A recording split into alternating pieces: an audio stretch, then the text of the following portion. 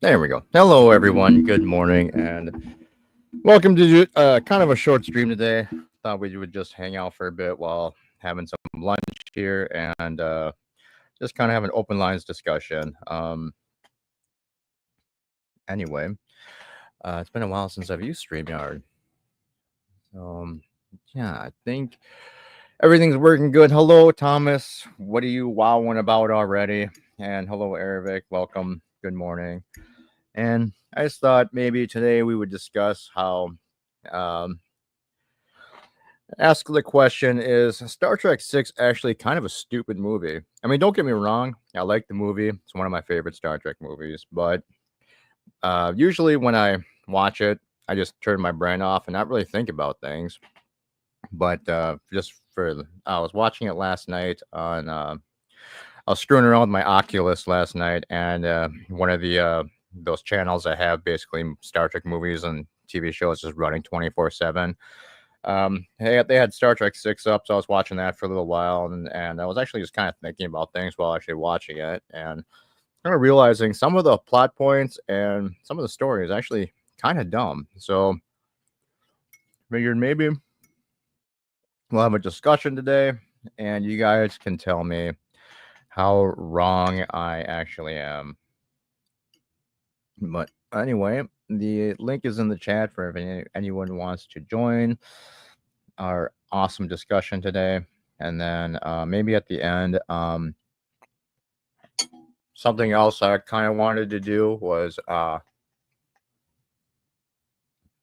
just test something out in Flight Simulator later on today too, because I did realize that the safe return system on the Vision Jet is actually there, and it's an actual button you can push. So I'm wondering if we can test that and see if it actually works. But anyway, Star Trek 6 is the best, says Thomas Potts. I mean, it's one of my favorite movies, yeah. But I mean, it doesn't mean that it can't be kind of stupid at the same time. Everybody hates the way it is politicized. Yeah, I mean, it's completely on the nose. I mean, they might as well just rename the Klingons the Soviet Union at this point. I mean, it's kind of wonder who they're supposed to be.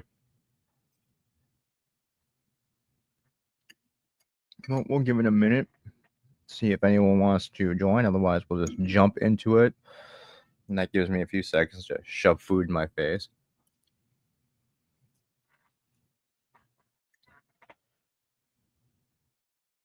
I hope you guys all had a good weekend. It's been getting really cold here right now.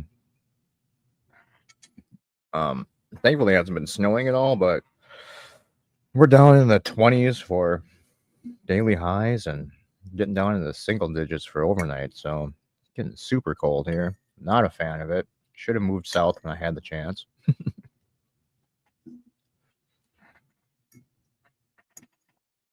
But yeah, so anyway, sorry I wasn't able to stream last night also either. I basically blew through my all my internet data and I didn't want to pay for an extra 50 gigabytes, so I decided we will just wait until today for the new month.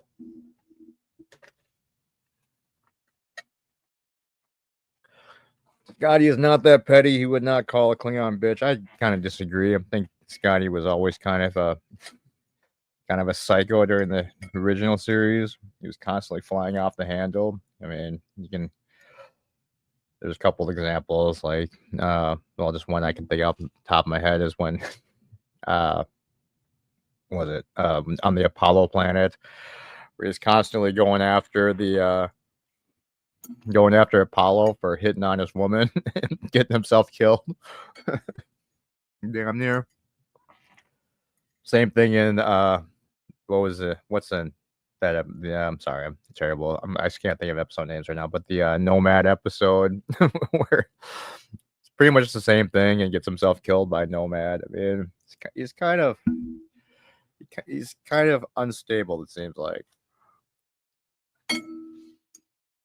and he really doesn't like Klingon. Well, yeah, I mean, he really doesn't like Klingon. So I mean, I don't have a problem with him calling her a bitch.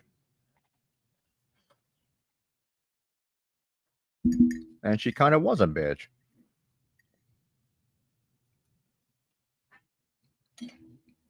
Your Saturday was boring. I'm sorry.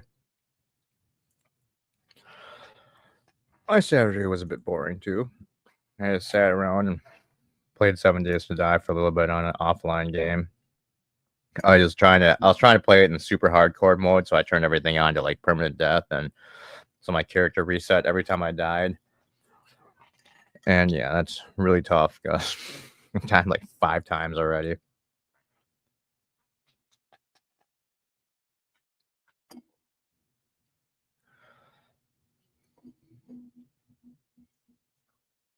All right, I guess.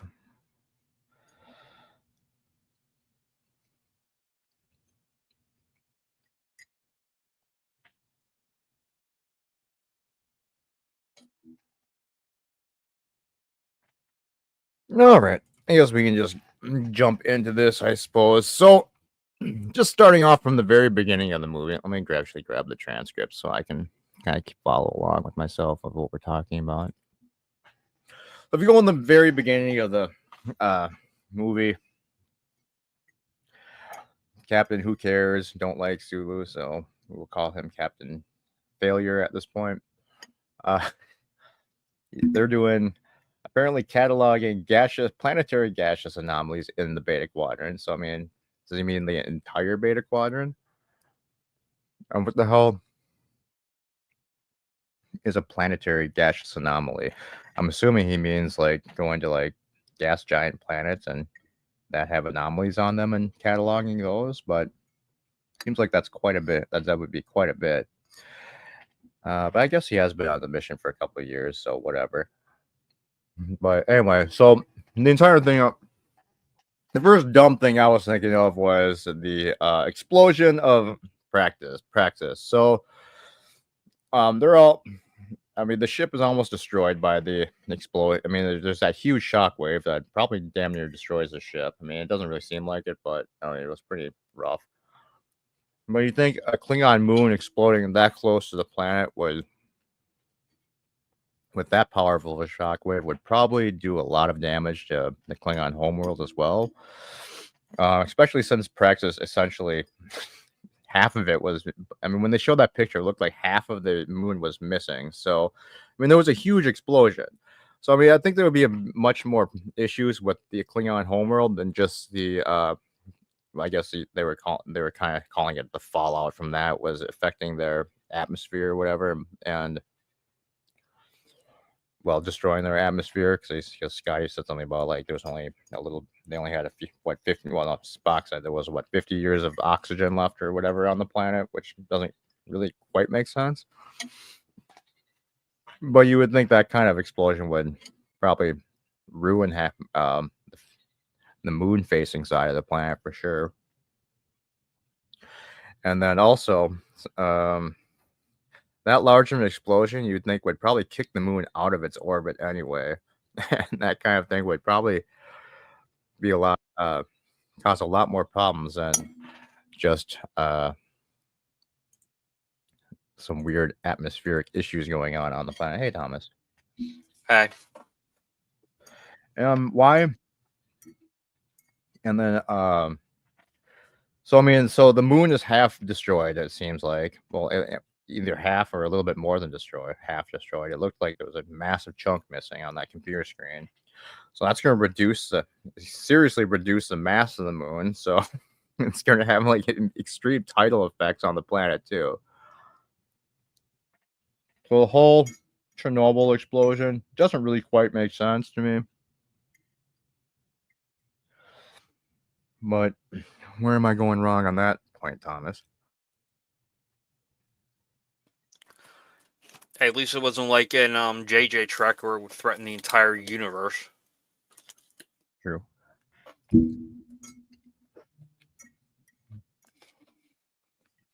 All right.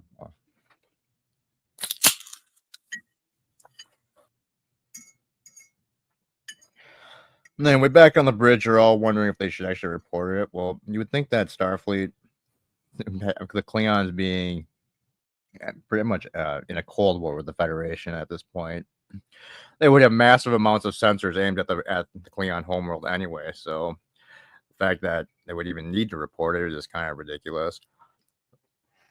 Apparently, the Excelsior is the only ship in the Beta Quadrant. That's another thing that the movies that Star Trek has had a problem with is like apparently there's always no ships near Earth, and half the time there's only one ship in the quadrant for some reason. So Starfleet in this time period has apparently like 4 ships.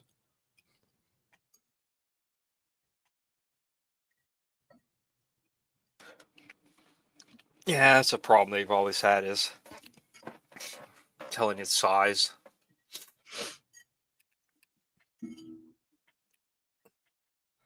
Yeah, I mean some of the other things I just found stupid in the movie is well, the fact that it's just basically so on the nose with the whole wall coming down thing is um the General Chang character kind of dumb. Wow. Sorry, but having a Klingon just constantly quoting Shakespeare makes absolutely no sense whatsoever.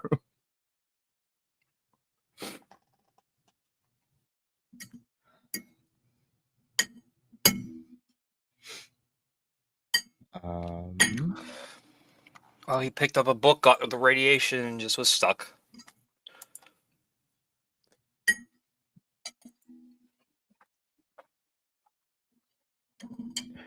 I don't know. It just felt.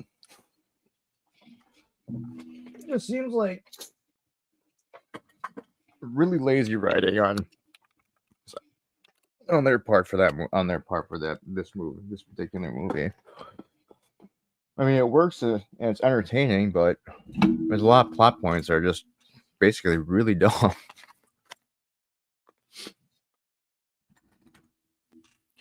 Why can't Starfleet locate the Enterprise on its own after the when they're not reporting back to Starfleet? And that seems a little ridiculous, also,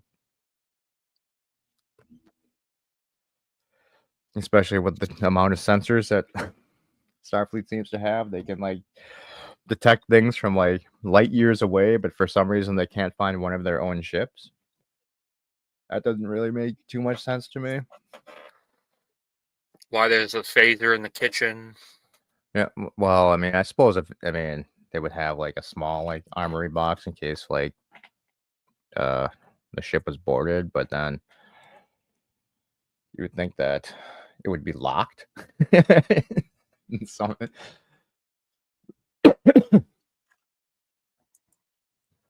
Um. Of course, why would Kirk serve Klingons Romulan ale? That's kind of insulting.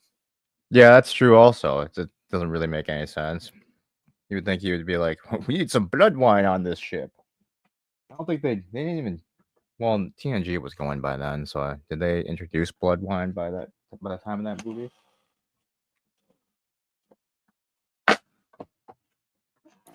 I'm not sure. I do not know. That would be probably something John would have to chime in with.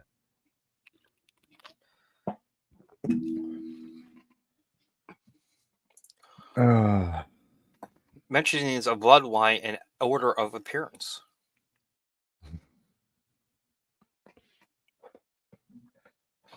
in alphabetical order by ascending star dates. According to Memory Alpha, first appeared in A Matter of Honor. So that was like really early TNG, so probably around by the movie time then, yeah. Oh, probably. It's season 2. What year did 6 come out? It was like 91? I think.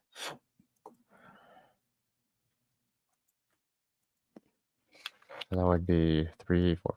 Yeah, so they'd be like in almost season 6 of TNG at this point.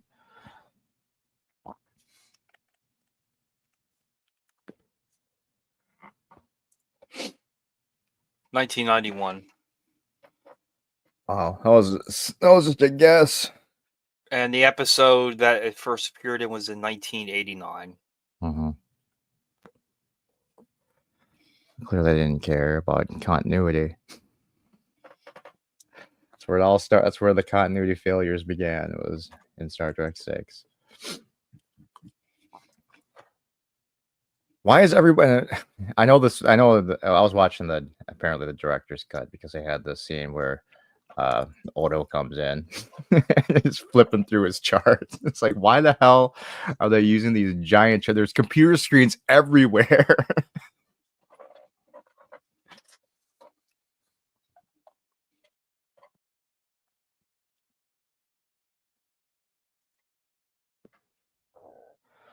But yeah, and then there's like the usual shit that I don't have. Reading the books. Reading the books for the Klingon language makes zero sense. I mean, and especially when they have that one chick walking around with the giant with the giant pad. And then nobody realizing the Viridian patch on Kirk's shoulder. Why they let them keep their Starfleet uniforms once they got to once they were arrested, that doesn't really make sense either. I think they would put them in some sort of prison wear. Maybe the clothing factory was on the moon too. That might be it. Hello, Sherry. Hey, Sherry. But yeah, I don't really have too much stuff to talk about because I literally just thought of this before I started the stream because I didn't know what I wanted to do today. I understand it's fine that you couldn't stream because of your internet thing, but you could have at least told us in Discord. Patrick, you're like, is it weird that he's playing a game but not streaming? I don't see anything on YouTube. Well, I didn't even see that until I was about to go to bed because I'm not. I usually spend more. I just have my tab on my Discord now. I don't always have it on Matthew's anymore, so I didn't even notice that until before I was going to bed.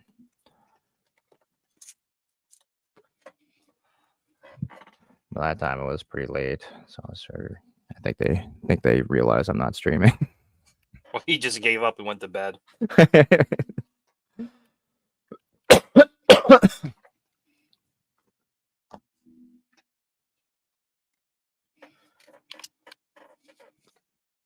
But I was going to bring up one thing also that there was a lot of people complaining about the whole Klingons have no tear ducts thing and complain that that's not a real thing and that it can't happen and that nobody just doesn't have tear ducts. I did some research and apparently that is actually a real thing, that some people are actually born without tear ducts, which is kind of interesting.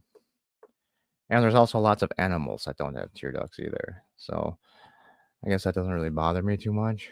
I know that just irritates the shit out of Mercer.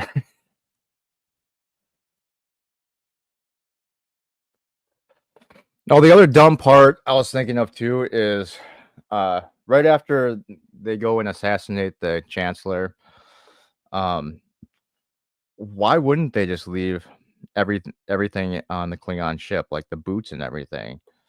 I know Spock's like, well, they would just float off the Klingon pad. Well, you don't have to be standing on the pad to be beamed off the ship. I mean, they're clearly not on pads when they're on planets, and they can still beam somewhere. And we clearly see blood floating next to them, and that gets beamed away. So there's really no reason why they couldn't just leave their magnetic boots behind, so they wouldn't have to bring them back to the ship. Hello, John. Hey, John. And at that point, why not just go to the cargo bay and just throw them out of an airlock? I guess they would be alerted to like an airlock opening, but still. And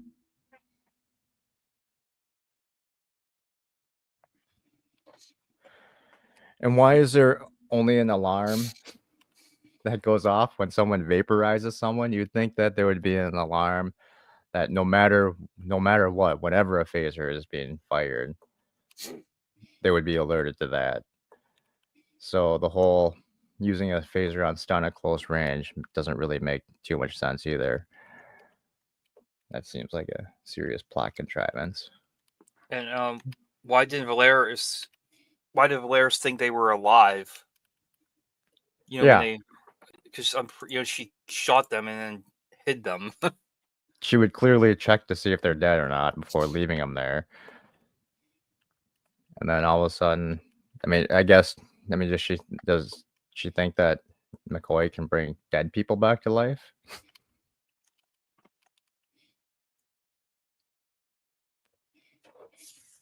That's true, John. In short, no, Star Trek 6 is not kind of dumb, although it has its flaws. Well, like I said at the top of the stream, it's one of my favorite Trek movies, but still, because usually I just turn my brain off when I'm watching these things and not think about it. But when you actually think about some of the plot points, it's just kind of stupid.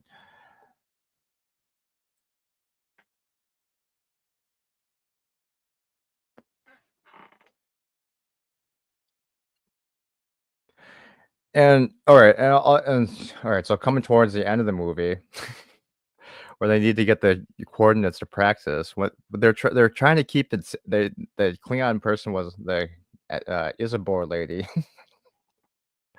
was like, let's keep the location secret. So why does the Excelsior know where the conference is taking place? That doesn't really make any sense. That's not very secretive. If Sulu's a apparently the spy. entire fleet knows where the conference is going to be, Sulu's a spying on them. I think so. I think he was in on the whole assassination plot, and then he had second thoughts, so he decided to play both sides of the fence on that one.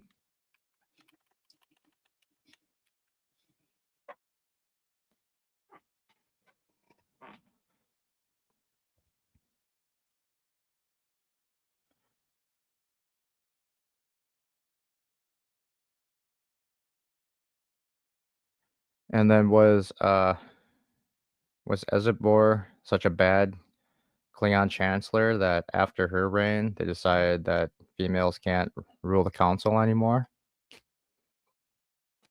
Because that was already because Probably. I'm pretty sure that by the time Star Trek 6 came out, that had already been established in TNG that women can't rule the council. So again, apparently they just didn't care, and just for plot reasons, they decided to make her chancellor.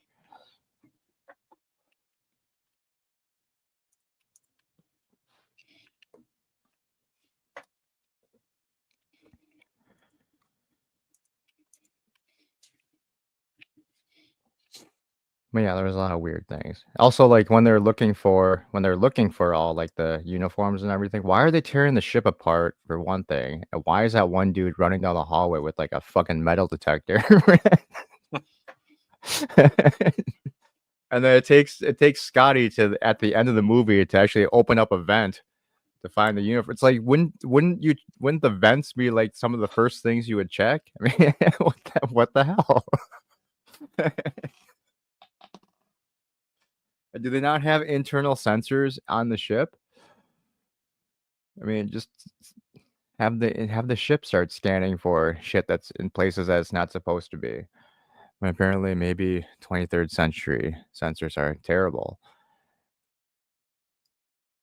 Because you would think that the computer would be like, there is a oxygen vent being blocked in the mess hall area, or whatever that room was, the grand dining room on the Enterprise for some reason.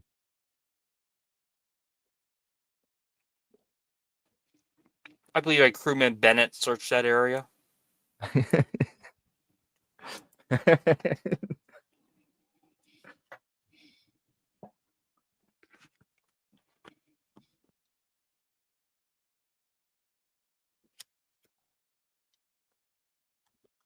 And speaking of that scene, do you think that was supposed to be like was supposed to be a misdirect with Scotty like making like X's on the Enterprise, where he's like looking where it looks like he's like marking spots to target the Enterprise to make it seem like maybe he was in on it and sending the Klingons information on where to fire at the Enterprise, because he's like sitting there in that dining room all alone with a map with a well, essentially a map of the Enterprise, and just like marking X's, like you should shoot us here. Oh no, probably he loves that ship too much. I was just wondering if that was like written in there that was supposed to be like a misdirect for the audience to make it seem like maybe he was in on it until he found the uniforms, of course.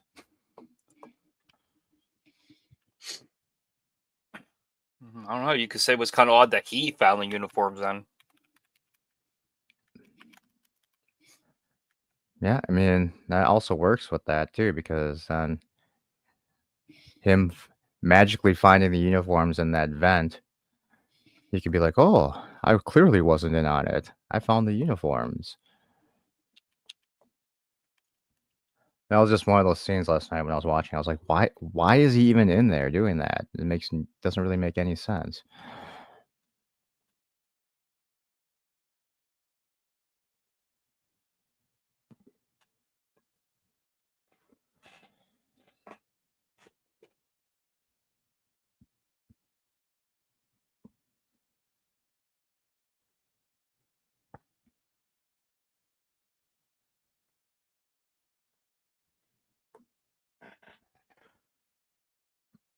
Reading tech manuals is something Scotty does for fun in his free time. I mean, I guess that's true, but time and a place, Scotty. You're getting ready for a battle. You need to be focused. You should be in engineering, getting things ready to go.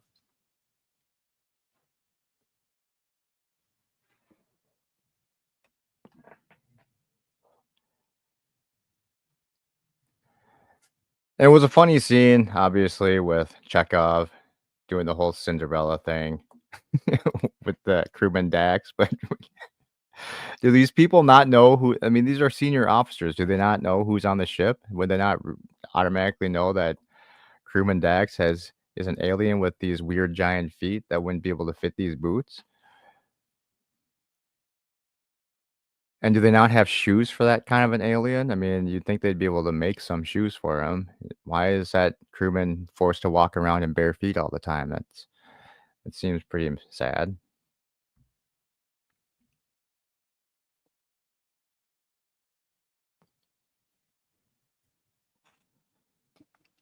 Maybe he likes it. I suppose, but I mean, it would be like you think it would be cold all the time, walking on metal plated floors. Chekhov flunked comparative alien footwear class.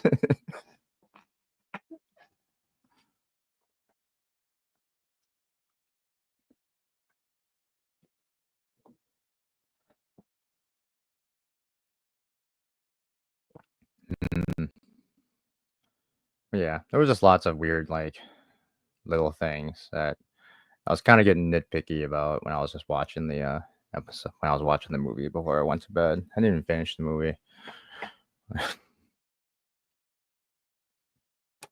Wow. I was really tired last night, so I watched up to the I mean, I almost finished it, but I watched like up to the part where Sulu is heading towards the battle. Come on, fly her apart then. It's like, well, if you fly her apart, you're not going to be very much help in the battle unless you expect your debris field to start blocking torpedoes. Hello, Cronus. And no, Star Trek V was not dumb. Star Trek V was a masterpiece, Kronos. What are you talking about?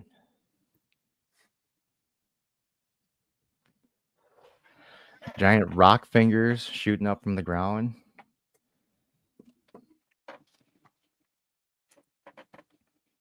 Weird space horses.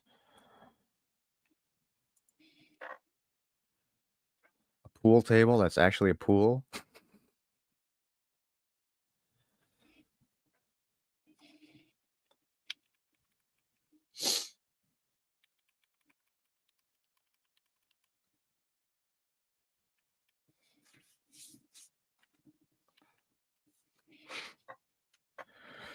Oh, I guess the other nitpicky thing I was thinking of last night too was the whole Chang taunting Kirk on over over the communications. I mean, even if at that point, if I mean, they're like, oh, their cloak's perfect.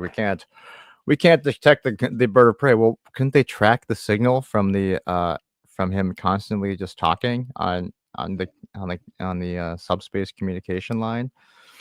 And that seems like that would be a way to track the bird of prey also. Well, if you look, a horror was seeming like she was trying to do that. I suppose. I thought she was just doing the Star Trek thing of just pushing buttons randomly.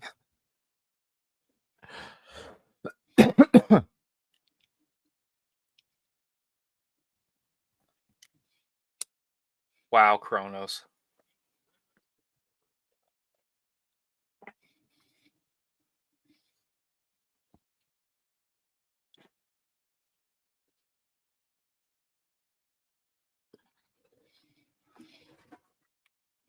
And also sorry, I keep thinking of things while I'm just running through the transcript. But so the whole thing of, well, the thing's got to have a tailpipe. Well, does it really have to have a tailpipe? Wouldn't the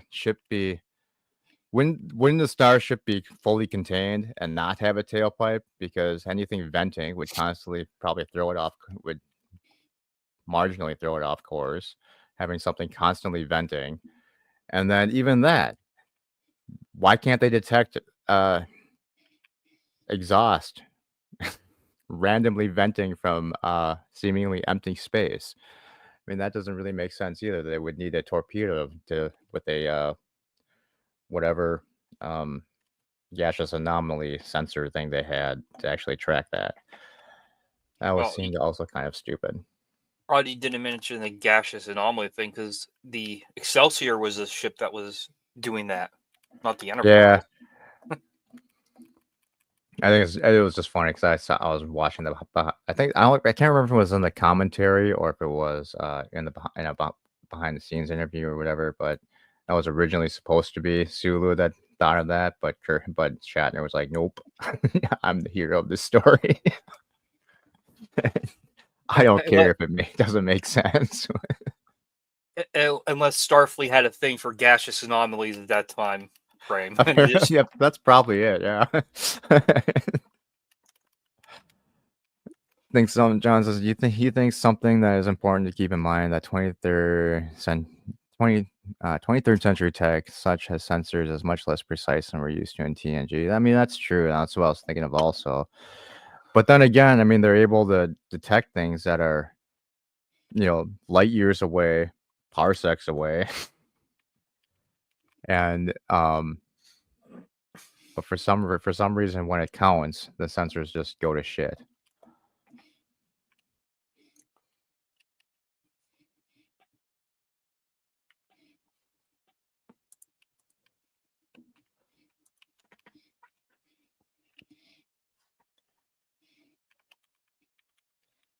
Well, I don't know. I guess my main point is that while I like the movie, there just seem to be so many plot contrivances in this story that um, when you want if you really want to get super nitpicky about it, it's pretty easy to do. Easy to do. And by the way, what the hell is an echo bar? what's that from? Well, when they're in that when they're doing that, Oh, making the yeah. modifications of the torpedo spots, like connect echo bar. It's just like what? Or the speaker sounds or something. I don't know. And why does the doctor know how to do all this shit? Why doesn't he? Why doesn't Spock take an engineer with him? Why the doctor? So that's where Doctor Crusher learned it from. Apparently, I mean, why?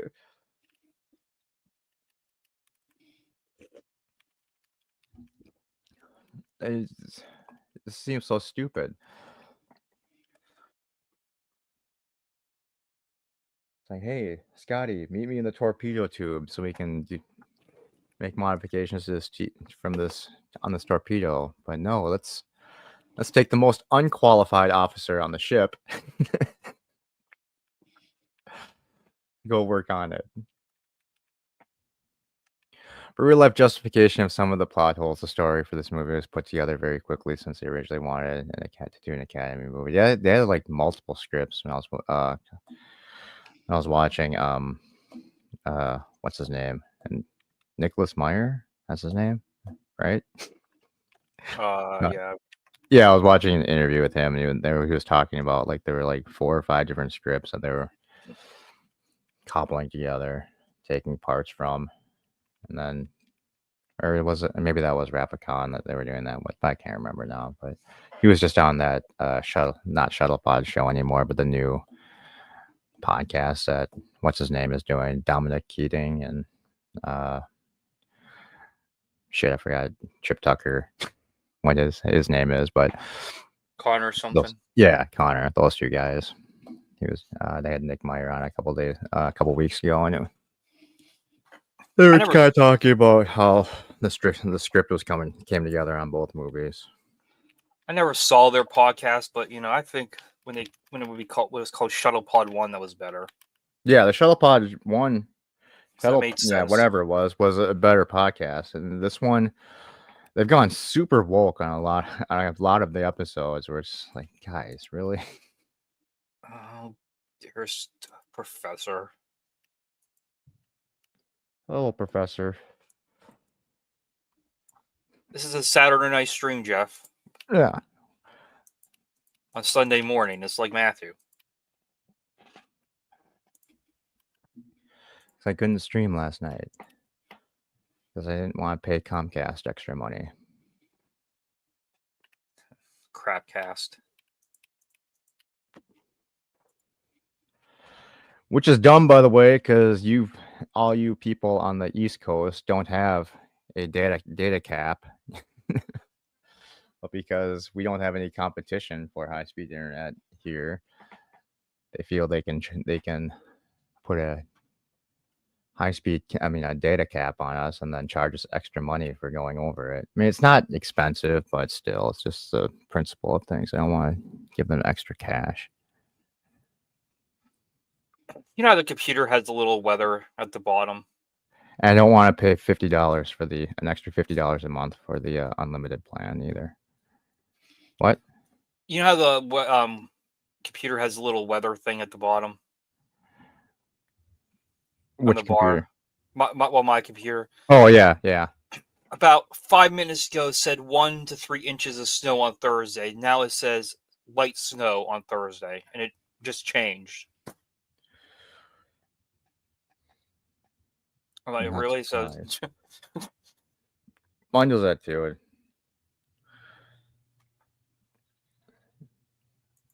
We had flurry this morning, but that was pretty much it. And it doesn't look like it's supposed to snow for till like the middle of December again. Oddly, it's supposed to be 40 degrees next Sunday.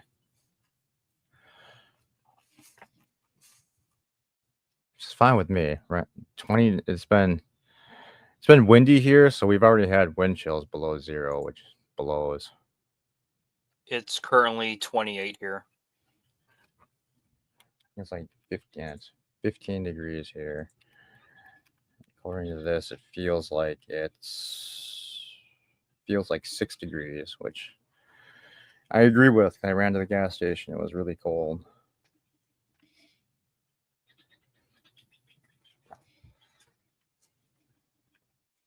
I think it's going to be another one of those really cold winters here, but just not a lot of snow, which is, I guess, an okay trade off. Well, Jeff, you better get your sweater on and your gloves. Get your winter clothes out, Jeff. It's also 65 in Florida land. Hey, Patrick. You're not late. This is just kind of a impromptu thing. Since I didn't stream last night, I figured I would do something this morning. And since I had nothing to do, I just thought of a topic we could talk about maybe. And well, mainly a topic where you guys can tell me I'm wrong. and defend this piece of garbage movie that ruined Star Trek.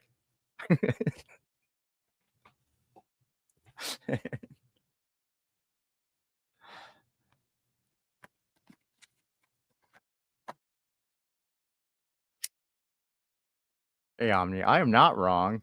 I am correct. This movie is full of holes and full of plot contrivances.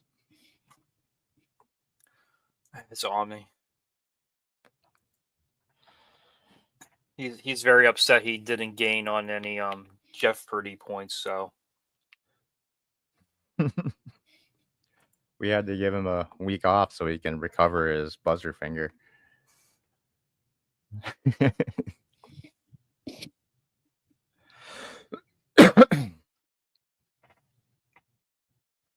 It's the ultimate movie to watch on CD. What the hell is CDI?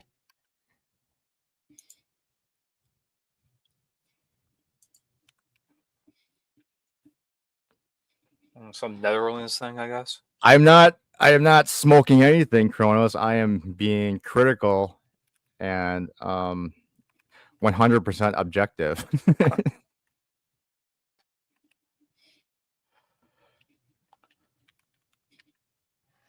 Well, Jeff, why didn't you come up here and tell him how wrong he is then?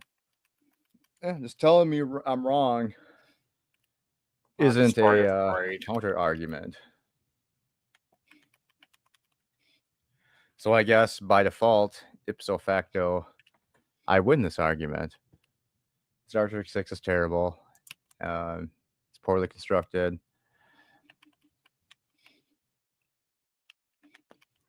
It doesn't make any sense.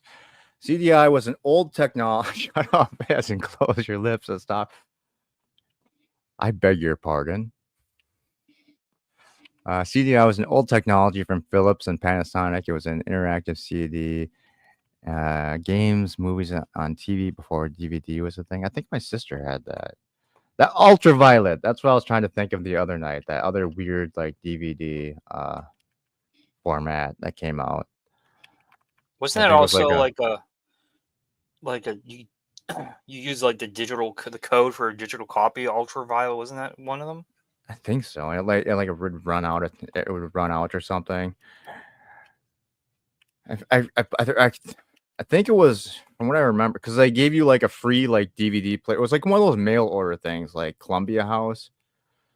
I'm pretty sure I remember because I remember my sister got like a free DVD player or something, and then like would get like free movies, but you would have to like pay like $3.99 for them or something, and then they would like run out of time or whatever. I don't know why anyone thought that was a good idea. So I remember she had like a ton of discs that like you just couldn't watch them on anything. You could only watch them on that particular player. I'm pretty sure.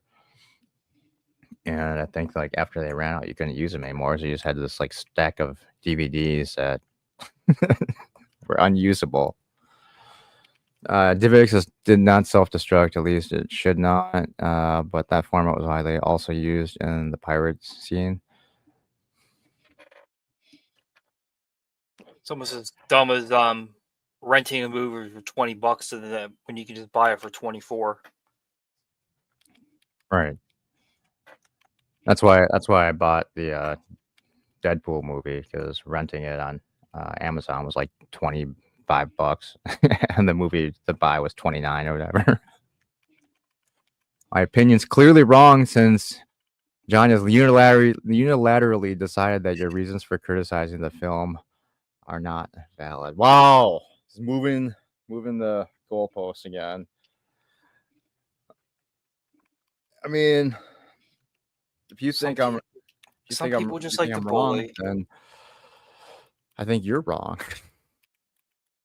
Because I'm being 100% objective, 150% objective.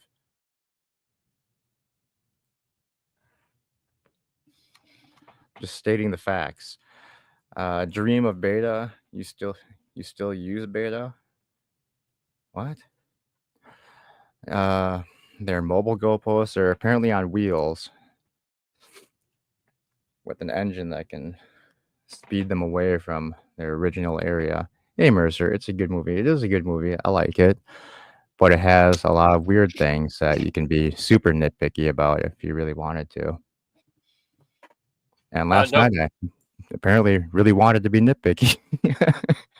actually, Patrick is my favorite Star Trek movie.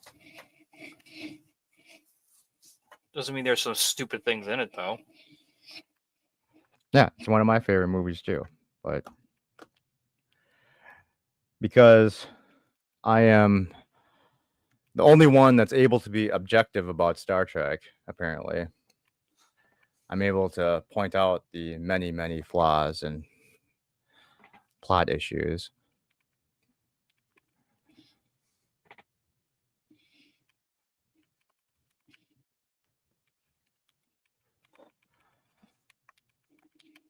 By the way, I couldn't pin that. Oh, actually, I probably can now. Hold on, let me try. Let me try. I don't know if that link like is even visible anymore. Well, it's not like there's that many people here chatting, so it should be. But there's the pinned link. So if you want to come up and defend this terrible, terrible movie, this movie that ruined Trek and brought in the era of Kurtzman Trek, then you may attempt to. But we only allow objective facts here, not your subjective feelings. You hate it when Valeria slid down the pole. Was the Batcave and the whole plastic set that she landed? Yeah, it's a little weird. Why was there a pole there? And yeah, it definitely could have taken a second take of that and maybe secured that wall a little bit because those clearly weren't door hatches. It was one giant plastic sheet because the entire thing shook.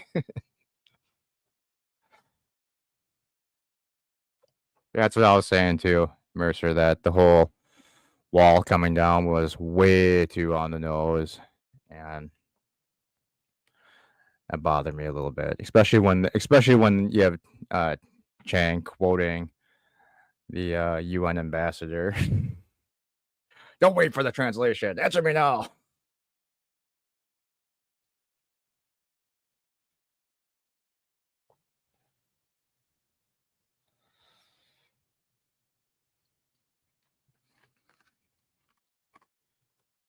And I mean, like I was saying, I like the whole Chang thing with him quoting the Shakespeare. I mean, I like it. It's fun, right? But in universe, it just seems so stupid.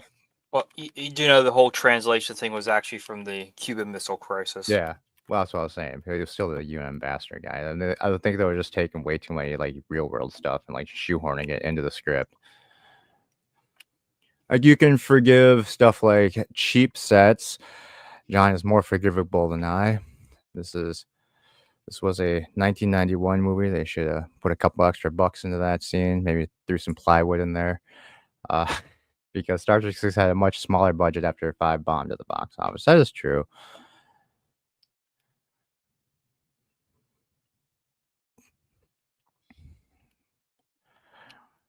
But we've seen the good work that they can do with tiny, tiny budgets, like their tiny budget for Star Trek 2 after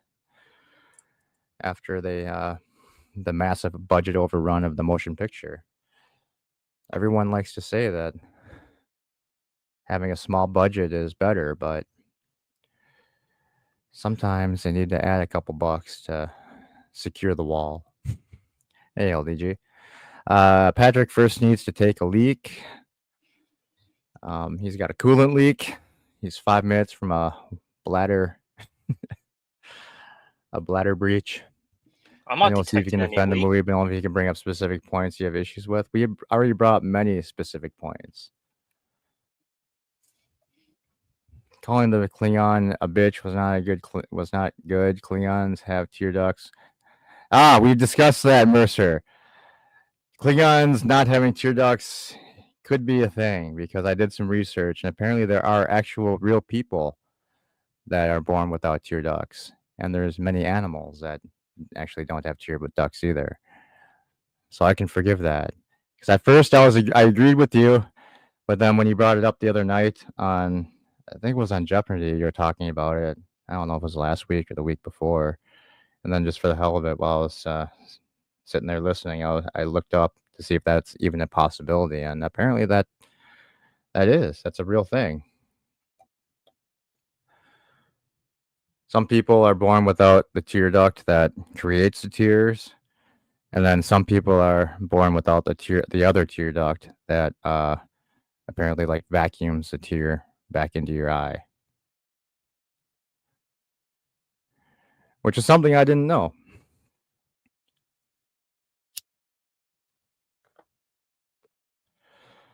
Didn't we, I don't know. Did we ever see a Cleon cry in TOS?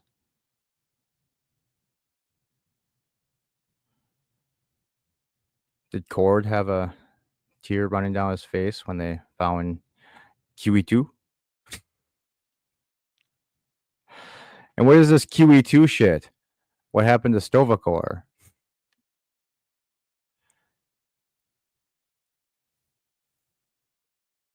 That was a previous movie. They turned to Nicholas Meyer to direct 2 times with a smaller budget. I think he did both times with the resources he had. Yeah, he did. He made the 2 best movies out of the entire original series movies, in my opinion. Well, technically, he made. I guess you could say he technically made the best 3 movies because 4 he at least was on the script. Did work on the script. And John says he doesn't think we ever saw Cleon cry. Even what's her name? Mara? Was that what Kang's wife? Was she tearing up when Kirk was like throwing her up against the wall? Oh, QE2 is supposed to be the place of creation, not afterlife.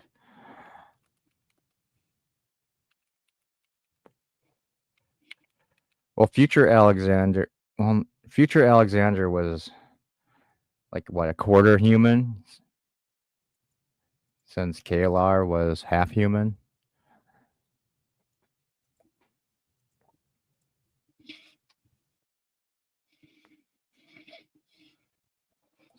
So Alexander had some dirty human anatomy.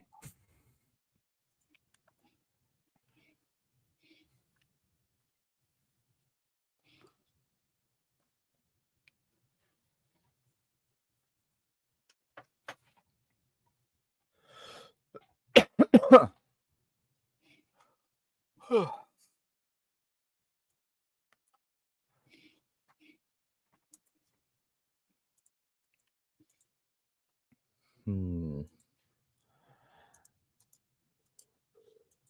My main point, I guess, was, well, not main point, but my biggest thing in the movie was, I think honestly, Praxis would have basically just destroyed Kronos.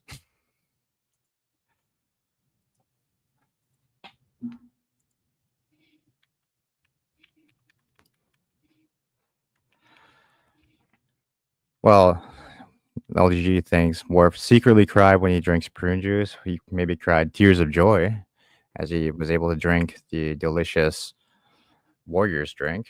Hey, Mercer.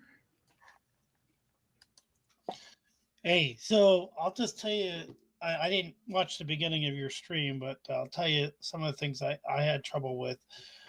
There's a deleted scene where we find out who's under the mask, right? That was not in Uh-huh. the original movie, right? That was a key. Right. That's a key point. You know, the Scooby Doo ending is not in the original movie, apparently. It was Old Man Yeah. Jenkins. It's old man Odo. So, and was it just me, or maybe I'm wrong, but when they beamed down, wasn't Scotty wearing an engineering uniform, and then when he is done shooting the guy, he's wearing a regular Starfleet uniform? Like during the whole battle, he was wearing an engineering uniform, a white. Well, because we saw. Well, no, because we saw. Well, kind of, because we saw him in that. We saw him in the dining room wearing his vest uniform. Yeah, but during the battle, Pre-battle. wasn't he wearing a radiation uniform that they usually wear? But then when he beams down to shoot the guy, he's wearing and then when he comes out, he's wearing a Starfleet uniform. Man, I don't remember that part. Yeah, I'm not Well, sure. that could be just underneath that radiation thing. Yeah, That's a lot of layers on a starship. Well, I mean, the whole vest thing. Did they wear the vest underneath their uniform jackets, like you saw Cisco, or wearing a Yeah, the vest? uniform. Yeah, the uniforms have always been stupid in Trek when they like take off their top when it's clearly a one-piece uniform. well, to me, it's just like Scotty comes out with a perfectly ironed uniform, holding the gun, like he just shot the guy when they're going out for the final scene. Yeah. Maybe the Uh, transporter changes uniforms like for you, like they did in First Contact. Well, I don't think the transporter changed their uniforms at first contact. I just think they had the computer get the new costumes ready to meet them down somewhere from a replicator. I don't think it actually changed it while they were transporting. When did they have time? When did they change though? Well, they Well, I weren't. guess there's that cut there, so Yeah, there could they have didn't. been. They weren't Yeah, in any rush at the time to change. It's funny because they did change when they got back. Picard did put on his regular uniform when they got back to the right. ship, but they had time to do that. So it's just my problem with six, like I was saying, is like it just has so many little details that just seem a little off that didn't seem to affect two as much. Two also had little details that you could say were off, but it didn't seem as big a deal. Right. That's what But I they're was saying. just I was so just being super nitpicky last night when I was watching it. 'Cause normally, like when I just watch these movies, I just turn my brain off and just watch it for fun. But for some reason, I was just being extra, yeah, extra nitpicky. like the whole line with the Klingon bitch. I don't like that. I did. It was so weird to see all those books out. I know it was trying to be funny. Yeah. That was a little weird though. Um, it was all I would like to see the external shot of the base, those little listening posts. That would have been cool. Hmm. Um, like I was saying in the comments, I loved the meeting room Starfleet headquarters because you save money by doing the old Citizen Kane trick of putting everything in darkness that you don't want them to see. So it Yeah. was filmed in a church, Yeah, that's what I and was just trying to say. I think it was a church, right? yeah, they filmed that in a church, and they just had the background in darkness, and I thought that was incredibly effective. So Mayer knows what he's doing. I don't know if you guys ever watched the movie with the commentary tracks turned on, because then you get his co-writer. He actually had a co-writer for Part Six, Hmm. Denny Martin Flynn, that actually would talk about the script as well. And originally, he had like a whole like let's get the troops together. He had like everybody at different jobs. I don't know if you knew that. Yeah. Hey, Omni. Hey, Real quick, John says one question he has: they plan to evacuate Kronos. Is Kronos in the 24th century a different planet with the same name? Did they leave for a while and come back? That's what I was wondering too, John. Because you would think half of that moon exploding would essentially destroy the planet. I mean, you're changing, you know, without half the moon's mass there, you're gonna change like the tide system on that planet and how that and it would that that large of explosion would probably kick the moon out of its orbit too. So who knows if it like came smashing down on the planet. All that debris from the explosion would probably come raining down on the planet. well, the You would admiral think it says would they have have 50 more of years a of life. you would think it would have more of an impact than just affecting their atmosphere, where they only had like 50 years of what I Well, the figure whole was moon wasn't destroyed, oxygen just left on the half of planet. it. Right. Well, I mean, they said they had 50 years of life left, right? But did that mean without the Federation's help? Like maybe because this was a Cold War allegory story with the Klingons being the Russians, Yeah. or I should say the USSR, right? Yeah. So maybe they needed our economic help. They needed our environmental help to solve the problem of Praxis exploding to save the planet. They couldn't do it by themselves. Maybe that, or maybe like you said, they had to relocate the planet, which I would feel like be they, because I mean, it didn't even seem like the same planet in TNG. well. They didn't really see the planet in six, did you? I mean, you saw a piece of it, Yeah, I but guess you didn't see the planet in 6 either. So, Only did you ever see Kronos before TNG? no. I don't think so. Yeah. if you go by the Well, Enterprise. timeline in Enterprise, yeah. Right. And it does look different, but that's like 100 years earlier. So who knows? But see, Enterprise is following the Berman Star Trek TNG kind of Bible, whereas the Six was not really under the TV people. Six was still Harv Bennett, Nicholas Meyer, those guys. That's why they had all these leathery Klingon uniforms that were weird looking. Even the forehead ridges were different a little bit still, right? Just like Six was like just so many little details. Just it's like one or two of them would be fine, but there were just so many little details about Six that just seemed a little bit off. But see, it's Nicholas Meyer, and he doesn't really watch the TV show. Probably. I mean, that's I think what it was. He said that, right? So it's not like a huge fan. So they had to work in certain stuff though, like Worf. And the Klingon blood, I don't blame him for because that was to get a PG rating. Yeah. You know, the pink Pepto-Bismol that they use. Yeah. That was just to get a PG rating. I actually, what the thing that bugs me the most, and this is like a very small thing, but it just bugs me, especially when you're talking about a courtroom scene. The guy with one arm is like, after the first shot, we lost our gravitational field. Well, dude, it was after the second shot. Just little things like that bug the hell out of me because that's an easy problem to see. Just quick going to the chat. John says, unless we say practice was in the Klingon home system, but not actually in orbit of Kronos. I guess that's true because they just said it's a Klingon moon, so I just assumed it was literally Kronos' moon. There could be more than one planet, So I suppose, Kronos Prime, But still, that was a huge explosion.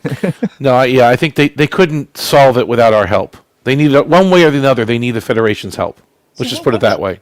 What is the difference between a regular shockwave and a subspace shockwave? You don't need to wait for anyone to drop out. I still can have 10 people up here, Patrick. Yeah. What is the difference between a subspace shockwave and a regular shockwave? I think Patrick wants to be your Omni to leave. That's what. Well, it would have to be a. That's the case. I mean, shockwave because there wouldn't be anything to propagate a normal shockwave. Well, as strong as it was. I mean, there are still small shockwaves in space, but to get around the whole shockwave in space thing, they had to have it be. Why did certain shots in Star Trek 6 look like they were using cheap models? Like when the Excelsior actually gets hit, that one shot looks cheap. When the Enterprise is flying across the screen on Chang's monitor, that looks cheap. Why did they do that? They literally used one of those Ertl models for that shot. They did. I think they forgot to get the shot or something. They talked about that. Yeah. They forgot to get it. ILM forgot to shoot it. They last minute they needed that extra shot. They just used it, like you said, in one of those, models you put together at home. Those home models. Oh, I dropped something off at your door. Sorry, Patrick. I have one question. Why would Starfleet have to get rid of their fleet in response to that? To mothball the fleet. Yeah, that doesn't make any sense either. That's probably Penny Martin Flynn thinking that like the whole fleet was military and not like they didn't have other jobs. It wouldn't be that big of a deal either, Thomas, because like we said before, there's apparently only like 5 ships in Starfleet during this time. So. This is what happened and 3 of them are Oberth. Yeah. They lost to Brandon too. The Klingons were afraid of the Oberth class. They were. They've been revamped. The Pegasus was in development. They couldn't. The Enterprise is always the only ship in the quadrant or near Earth to help when Earth needs help. Yes. And apparently Sulu was the only ship in the Beta Quadrant at this point to be able to detect this explosion. So there's like 5 ships in the fleet. And that brings up the most obvious flaw in the movie because he was studying gaseous anomalies. First of all, for 3 years, that would be a very boring assignment with an Excelsior ship. But secondly, the people brought up that the Enterprise was using their gaseous anomaly detectors to load that torpedo when it was established that the Excelsior was doing the gaseous anomalies. That was a Shatner issue, though. Well, it's a major plot point because that's how they make the torpedo at the end. Well, I know. And apparently that's all Starfleet does is just chart gaseous anomalies. So every ship has to have that equipment. Yeah, all these details, like I think I agree with John. The movie is good. Yeah. The story is good. It's just there's so many issues that just stacked up that It's just one of those movies you can nitpick to pieces if you really want to. like If you want to. I'm Yeah, not a huge, and I apparently wanted to last night when I was watching it. I'm not a huge, I appreciate like the motion picture, but I don't watch it because I find it, and not that I find it, because I can watch 2001 any day of the week and not find it boring, but I Oh don't God, I think fall asleep. but I don't find that pacing works in Star Trek, so I don't watch the motion picture. You know what I Oh, mean? good. It was interesting, but it's definitely one of the slower paced ones. But let me ask this question then: Star Trek 6 or Star Trek Insurrection? 6. Exactly. That's my point. So yes, you can nitpick this to smithereens, but it's still better than Insurrection. I'm sorry, Oh, it's I do like Insurrection. Well, it's because Insurrection wasn't a movie; it was a 2-part TV show. exactly. And what got me was I was watching it recently. You know what? And I've excused it all these years, but I'm done excusing it. That final scene with the blue screens that have no graphics in them in the injector collector thing. Come on, man. I mean, that was supposed to be blue screen. It was supposed to be the Starfield. Why not? I mean, on one hand, I agree it's stupid, but I mean, Yeah. if it was all space, and that would be stupid too, because well- why would they be able to stand in there? Put something back there, a texture, It should be something, a open to the back of the screensaver. space with There, all there the was a shot Starfield. earlier in the movie where they did put something back there. There's a shot before that action scene where they did have you could see space through those little slots, right? There was a shot earlier in the movie where you could see space through those slots, but they didn't want to do it for the actual battle. You know, Hello, Professor. Hey, Professor. Ruafo. Yeah, Ruafo. Yeah. Many years I before like you the couch though. joined The us. couch is awesome. He has Yes. a couch on the bridge, which is such a strange thing. He has a big giant sofa for his captain's chair. What's Hey, the let's be waffle comfy. character in fucking Captain Hook? That's Ruffalo. Ruffalo? Oh. Ruffalo. I always think of when they say his name. It's like, oh, That's the I got kid, it. yeah, Look that at fights Peter Pan. Yeah, that's right. That's right. Yeah. Yeah. Rufio. That's Rufio, right. That's it. Yeah. That's right. But Tommy, before Yes, you Thomas. before you got joined all of us, Yeah. Salty and Matthew were watching the Star Trek movies, Mhm. and that blue screen, Salty puts Matthew's face on it, and all you hear is him going hi diddly ho. Yeah. That'd be better than what we saw, you know? No, I mean, six is definitely better than Insurrection. Salty's best alteration is when he put Matthew saying "Hi diddly ho" in place of the day of the dove cloud. Yeah. Like Oh you just my had to play just Oh, had that- Matthew's face floating around. That spinning thing. Okay, yeah. I diddly ho, I diddly ho. That was by far Salty's best change. Didn't Salty just put a video out kind of condemning the new AI thing, that new Kirk thing? I didn't see that. Yeah, wait. He just put something out 2 days ago with Nerdrotic was on it. I think that was a live stream he did. It was a live stream, but it got a lot of views. I started to watch it. I had to drop off, but I didn't like that AI thing. I didn't like it. I just creeped out by it. I was creeped out by the one with Spock on Viridian 3. I'm just like, this is not real. yeah. I had I mean- absolutely no idea what was going on. And that's what he said. That was part of what he said, but it was. I mean, story-wise, stupid, but I liked it for the fact that it was really impressive of what our technology can do to like bring back old characters. Yeah. It says Star Trek proves Hollywood hates its fans. That's the thumbnail of his video. And then What's that That now? is? I thought that was, salty nerd. oh, Salty that's Nerd. a different one. Oh, that's not salty Trekker. Okay. No. No. Salty Lots nerd. of salty people out there. He's salty. Nerdrotic was on it. A few people were on it, and Hey, girl, they- I hate your piece. they kind of condemned it.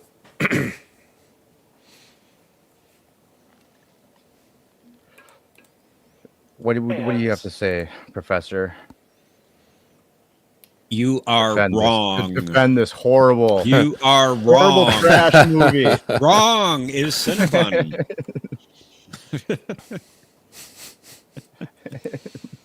Nicholas Meyer destroyed track. Wait. So he saved it in Star Trek 2 and destroyed it in Star Trek 6. Is that what you're saying? To destroy it in 6. I made you, mister, and I could break you too. Didn't he help write 4 too? Wasn't Yeah, he 4? He Yeah. was a writer on 4. But here's the thing about Star Trek 4.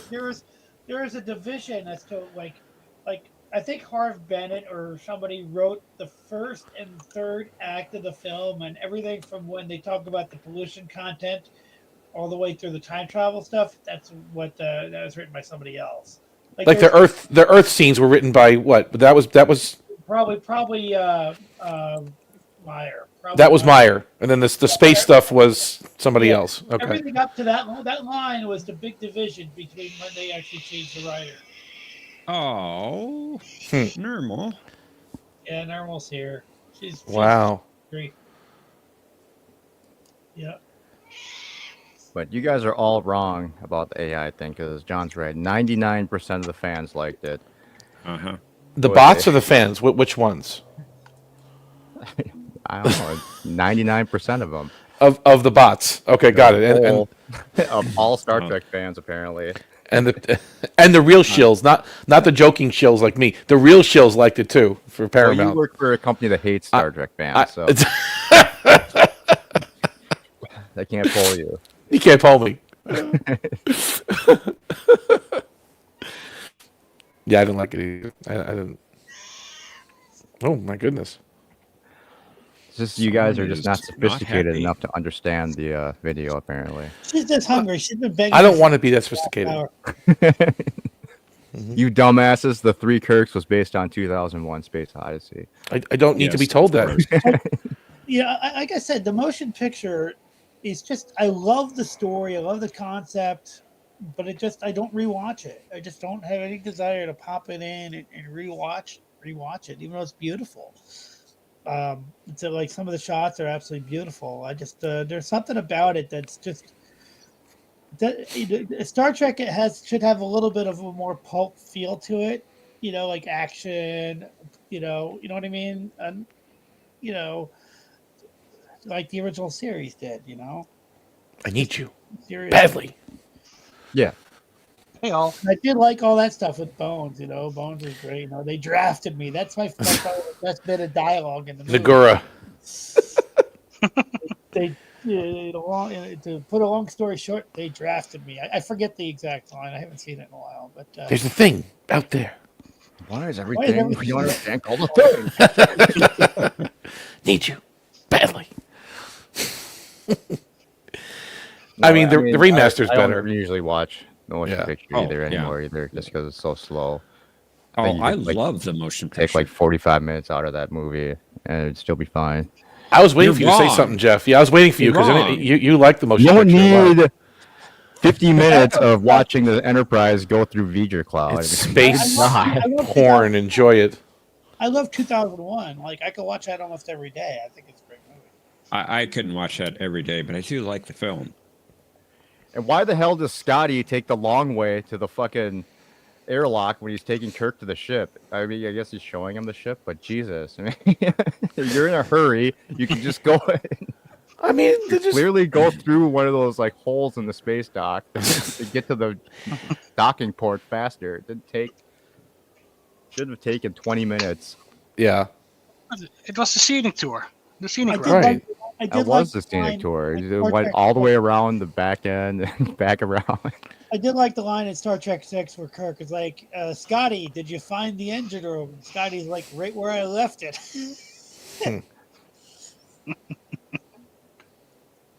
But yeah, Scotty keeps changing his uniform throughout that movie. I don't know to watch it again, but well, he has his vest and he has his red Well, he was uniform. definitely wearing his radiation suit when they were leaving space dock. Mm-hmm. Yeah. Well, he was in the TNG engine room. Like he was in. You could see it clearly. They were reusing that set. Geordie's seat. Yeah. Yeah. I mean, they reused a lot of TNG sets, and then the whole movie is TNG sets. Yeah, Ken Ford was the president's office. And the dining room. Well, no, the observation lounge was the dining room. And then the corridors were obviously, TNG corridors. Everything was TNG. The transporter room, they just put a piece of glass between the console and the. I think they changed the floor too. They put like that black plastic on the floor. They did. There was less carpet. And it's interesting. You actually notice the transporter room change between seasons 5 and 6, I think, on TNG or 4 and 5, because they had to redress it for the movie. So it did look a little bit different. in TNT. Yeah, the wall texture changed. That stuff on the wall is like sound deadening material. It's like it's like foam, and the texture of it changed between seasons. Like I said, either 4 and 5 or 5 and 6. I don't remember. It got a slight because they redid it for the movie, so I guess they got a little bit of an upgrade out of it or a change. Like, oh, shit, they forgot to like take pictures, so they didn't know how to put it. Or it was because O'Brien left. Or O'Brien left. Or if you remember, the ships left the observation lounge too, on the wall. Yeah. So, like on Klingon ships, the button to fire torpedoes is like near the wall, and it lights up when you press it. Like you just point his finger, and the guy pushes the button. It's like it works. I like Chekhov's little joystick with the torpedoes. You never see that again, right? Torpedo away. We also never saw Sulu is in the motion picture. He had that actual throttle thing he was pushing up. Yeah, the big stick, the big like a Hirsch shifter. That. Yeah, that thing was nice. Warp 0.8, 0.9. It was interesting. Yeah, that's something I didn't like. What, the 0.8, 0.9? Yeah, that made no sense. It's impulse. Like I don't know. Sublight. Sorry, beyond Chekhov in the we not talk about these movies, but in Beyond, you see Chekhov trying to not Chekhov, Sulu trying to move that throttle up and down when they have no nacelles at all. Yeah. Well, Chekhov got screwed in the movies because in 2 he was the first officer of the Reliant, and then he got down to be back on the Enterprise as navigation guy. Well, he was still a commander, though. I don't think they demoted him. I suppose. Right? I mean, he did get his captain killed. He got his captain killed. I mean, he's got to spend a little time in the doghouse, right? I think you're being unfair. I think he tried to get the captain. He tried to get the captain out of there. He's like, so "We got to go now." So we have got to get out of here. No, damn it! Come on! Yeah. What about the tricorder? Come on! Should have just beamed up. I know, right? What, those cargo containers were shielded or something, right? They were, or maybe they needed pattern enhancer or something. I don't know, but the Reliance sensors sucked because all they detected was a piece of matter or something on the planet, and they had these huge cargo containers down there. That's what we were talking about earlier. Is that the sensors, whenever the plot needs them to just be terrible, they are. Yeah. Otherwise, they can detect things from across the galaxy. Who the heck is keeping count of all the planets? You know what I mean? That's true. Yeah. Well, apparently, what was it that Commander Kyle guy couldn't count? Kyle. Oh no, this is definitely SETI Alpha 6. He's the real Kyle. Your Echanizer, please. I think he was. Maybe he does his research at the same place I do. Well, maybe SETI Alpha 5 drifted into SETI Alpha 6's orbit. Captain Terrell. Yeah, but you'd still think the sensors would pick up all the planets so they could count them still. Oh, maybe like, wait a minute. One of our planets is missing. Whoops. It's just a science vessel. It's not like it can scan anything. It's a mighty Miranda they've used for 200 years. And you've had it for 200 years. Well, Yeah, he lost his first officer position because he couldn't tell the difference between SETI Alpha 5 and 6. It's probably true. Mirandas were just used as target practice for the Dominion, so that's true.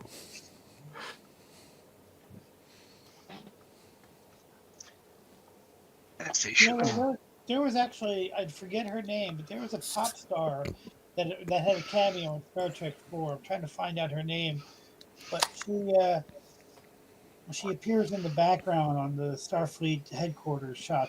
Her face is really big on the screen. Yeah, that's something. That's a pop star, and I forget her name.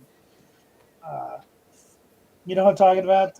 Yeah, I remember. That was what they mentioned it in an interview that Meyer did. Yeah. And the guy that played the punk on the bus actually wrote the song that he's playing. It's Kirk Thatcher playing that character. And that character actually crossed over into the MCU. Mm-hmm. It's supposed to be the same character that was in Spider-Man Homecoming that was on the bus. Well, they brought him back for what? Strange New Worlds. The Go-Go's. Jane Wyden is from the Go-Go's. That was her on the screen in Star Trek 4. No. The condition remains the same. The probe is neutralized. All power supplies. That's what she keeps saying through the scene.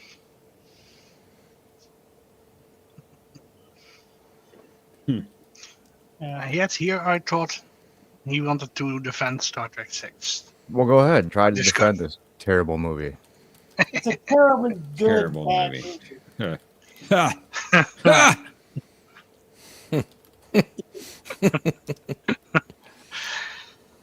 I do Defend like it. Defend it. Cliff Idleman definitely ripped off Jupiter, Bringer of War, but it's still good, right? Soundtrack was great on 6. 6 was really good. It was good. Yeah, but like he definitely ripped off Jupiter, the Bringer of War. No, it was. I mean, he could have borrowed some stuff. Yeah, I mean, I'll be honest with you. I like 6 better than Horner's work on 2 and 3. Ripped off what? Pulse, Mars, Bringer of War. If you listen to, Never heard of it. if you Classical listen to, musical piece. if you listen to Mars, the Bringer of War, and you listen to the opening of Star Trek 6, it's very, very similar. Even John Williams borrows themes every now and again, right? I mean, they Yeah. Inspired by. inspired by the classicals. The classical stuff is typically public domain anyway. If you want to get legal about it, right? The old classical, you know. That's why Picard listens to Shakespeare. It plays like, you know. Yeah, it's public domain. You can play that on your TV show. People that work on Star Trek, you know, they had some money, but they didn't have a lot of clout. Whereas, like in the Orville, you have like actual music, like Dolly Parton and other songs that Seth. They stole her music. I mean, that was a choice, though. You could do that, but you got to pay a tremendous amount of fees, But licensing fees, royalties. You know. Yeah, but Seth has a little more clout with that kind of shit. And, Well, let's see. The planets were written between 1914 and 1917. Yeah. So the planets. don't you remember that one? Yeah, it was on your Victrola 100 years ago. No, I've been to a concert for that. I thought he was talking about a movie. Oh. No. All right, but Patrick came up, so let's let him have a shot at giving a defense. No. You need to first bring up points that you are not agreeing with. I already brought up many points. Well, do it again. Do it again. I didn't hear any.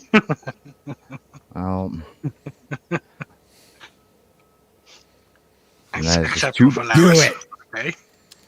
I don't like repeating myself. Oh. Oh, you do it all the time. You love it.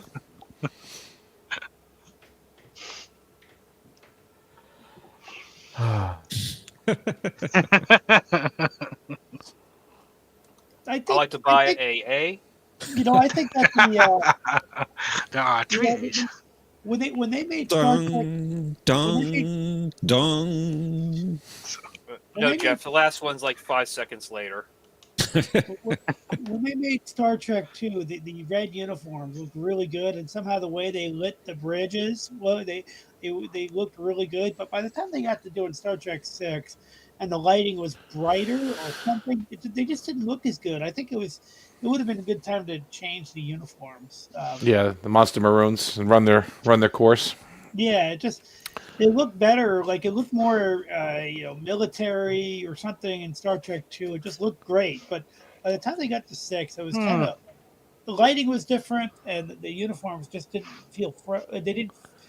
I don't know. I just didn't like the maroon uniforms. It's all about the lighting or something. Don't forget, they have been washed a couple of times by then. and let out a few times too for certain actors. Yeah. Definitely. Well, if you want to say that the Monster Maroons looked bad somewhere, then it was in TNG, because they forgot the turtleneck. They lost the turtle and the belt. And the belt, indeed. Right, the belt and the turtleneck was missing in TNG. Well, they went with that stupid. That makes them feature just. That makes it just stupid. The Jack Crusher edition of the episode, or the tapestry one, right? Where they went back to that. Mhm. Yeah. That kills that uniform, Yeah. in my opinion. Oh, Rachel Garrett too. Wasn't it? Well, they have Rachel, no. They didn't. They lost the turtlenecks in that one too. Yesterday's Enterprise, right? They did. Yep. and with the And the Fraser. belt. Was the belt gone too in yesterday's Enterprise? I don't remember. No, because I think they had that. Because I think they had their phasers like on their belt. Did anyone find Castile creepy? Like I liked him.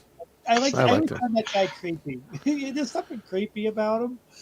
No, he's Shooter McGavin. Come on, man. It's, Yeah, shooter. You get the Red Lobster shooter. In the in Redemption, is it Redemption? Redemption Yeah, I Part agree 2. with John though that the When Maroons did fit Star Trek 6 just because of the military aspect of the movie. mhm. I think it would look silly if they were like wearing TNG style uniforms, like not their style, but with like the colored division colors. I think it would look kind of silly. well, again, for continuity, they would if they can't go away from the Maroons, then they go back to Yeah. the Maroons for yesterday's Enterprise. Then it's like you have to keep it at this point. They're stuck with them. If they cared about television continuity, which they kind of did, they tried to at least a little bit. Interesting That's a good progression. And yesterday's Enterprise, it still had the movie era insignia, but it was a comm badge. Was it a comm badge, really? No, I didn't Yeah, think they used it as a comm badge. no, I think he's talking about. I think in yesterday's Enterprise, Yeah. they made a mistake what in I'm that one, right? Was Okay, it a yeah. comm badge in that episode? I think he hit his. I'm not sure. Did he tap Yeah, I his don't thing? remember that. Yeah. Now the Federation president, played by Kurtwood Smith in Star Yes. Trek 6, he's the same race as the dude that was in Star Trek 4. That was like the science guy on the Saratoga, right? Oh yeah, yeah. Okay, Well, what race is that? Does anyone know what race that is? he's a Thundercat. Nobody, they just look really serious and godlike or something. I don't know. It was weird that they're using paper in Star Trek 6 with the. That's what I was saying too. All the charts and everything when there's Yeah. computer Well- screens everywhere. But that scene was deleted technically, though, wasn't it? That also was. classified. Well, even the Yeah. Klingons, they're rolling out that big ass map on the desk. Well, like, they're more yeah, primitive. They're more. They're That, you know that was all e-paper. over the place. That was e-paper. e-paper. Oh, so it changes the print on it. Okay. It updates And- dynamically. And then John confirms, yes, Castillo used the insignia as a comm badge. And he also confirms Jack Crusher's time they had a TNG style comm badge with They the had a maroon. TNG style, yeah, indeed. Yeah.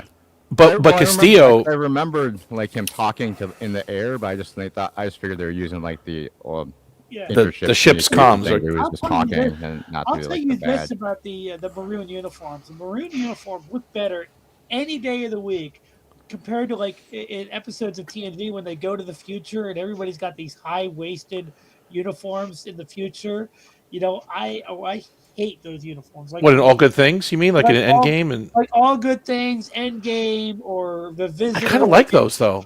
I like those uniforms. Anytime the uniforms look like they're old men walking around in this pathetic, stretched uniforms with high waists. Oh God, I hate. those. We saw those in The Visitor too, didn't we? Yeah, Did but not wear that in The Visitor? The I visitor. mentioned the Visitor. Anytime they go into the future in a low budget TNG episode or TNG era episode, I hate those uniforms. I hate them so much. Yeah. And John is saying there's no name in canon for that species, but in beta canon they're called Ephrogians. Ephrogians. So are they related to Alphaba from The Witch? Aren't those guys Yeah, supposed to we're be the blind same- also? We're the same race as the Wicked Witch of the West. Ephrogians. I think they're supposed to be blind. That's why they have those stupid glasses things they put on their Like those little monocles, those little spectacles he had on. Those little, early Geordie eyes, apparently. I don't know. I had no problem with the paper. I mean, you're really nitpicking now. I mean, Well, I know. I was being super nitpicky. It's just. all right. Well weird. then, all right. We know it's better than Insurrection. Then here's the other question: is it better than Star Trek V? Oh no, 5 was Out a of 5 as a masterpiece. dream. Well, whether it's a dream or not, was it a better movie? I mean, Well, yeah.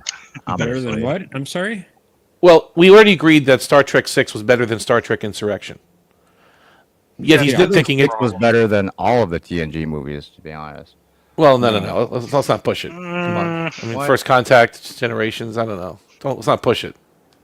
First Contact. I honestly thought First Contact was kind of boring.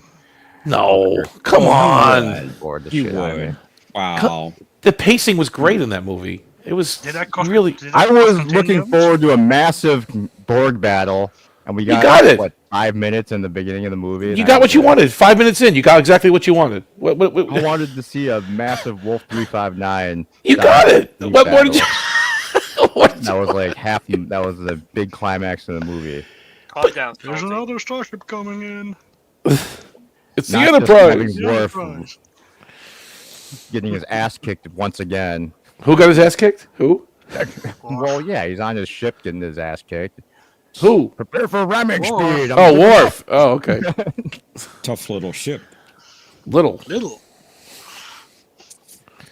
I remember they were talking about the making of that movie and how they wanted to just destroy the Defiant, but then Ira Yeah. was having a spaz about it. It's like, you're not destroying my ship.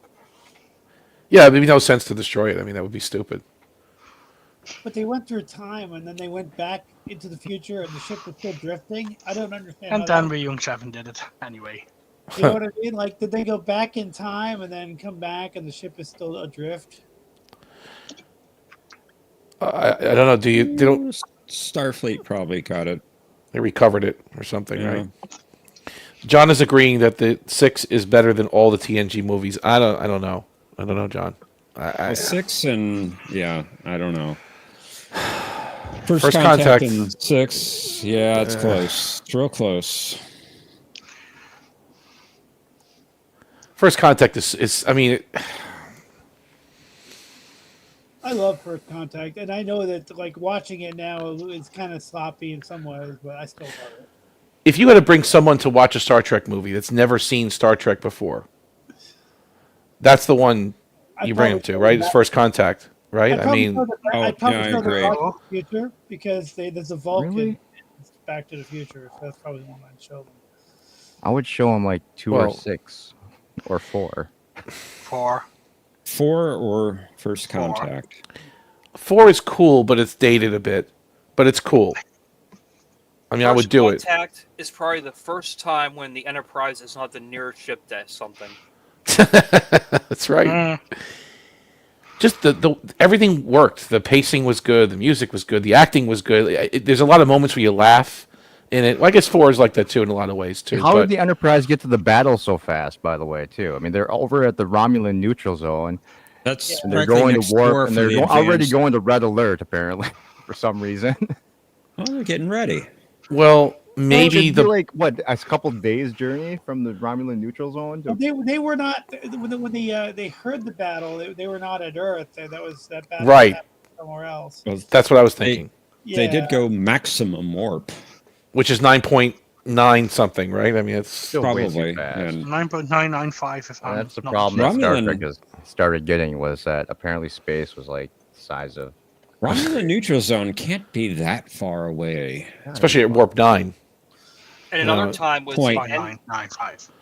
Well, hold on. Voyager was 9.975. You saying the E was faster than Voyager? Yeah. Okay. Speed of the plot. It's whatever the plot is how fast. Yeah. well, you know, in Endgame, the Enterprise was nowhere near Earth when that Borg transport corridor opened. Yeah. Is there a fire somebody's house? Yeah, the Santa Claus is going by, I think, or something. I don't know. The fire truck outside. Skeleton crew looks so Santa Claus. Santa Claus. The one. Yeah, he arrived from Spain. Spanish one. He just arrived from Spain on the boat. He's now on a fire truck driving around the neighborhood. Yes. 4 more days, then he will be gone again. Then he will be gone again, you see.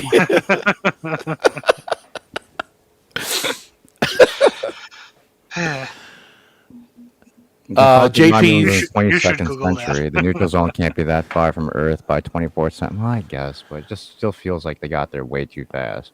But I think what Mercer said is what's really happened, because they started off, let's say, at a Wolf 359 kind of place, and then the Borg got past that, and finally they made it to Earth. So I think that there was other battles leading up to the Earth. Yeah, let me check the transcript. Hold on.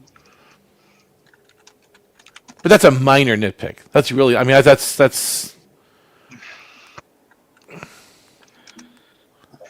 They really burned through a Enterprise lot E of is things. So it took a 9.995. long time. Well, So it has it to- leads into the other conversation we were having about World War III. How do they get access to a ballistic missile? Well, And that why was why is it launching right next to them and not killing everybody? Walmart. That's a great shot, though. The ship lifting off, that was a great shot. But yeah, it should have killed everyone. well, that was a 20th century missile, right? I mean, they were in the 21st century. It was an older technology. It was probably decommissioned by the government. You know, they got their hands on it somehow. They took the warhead off, and they turned it into some kind of spacecraft. Yeah. Yeah, they didn't say where mobile position 1 is, but I'm assuming it's not at Earth. I'm just looking it up right now. Oh, I see what you're saying. Mobile position 1 on this. One of the people says it over the comm.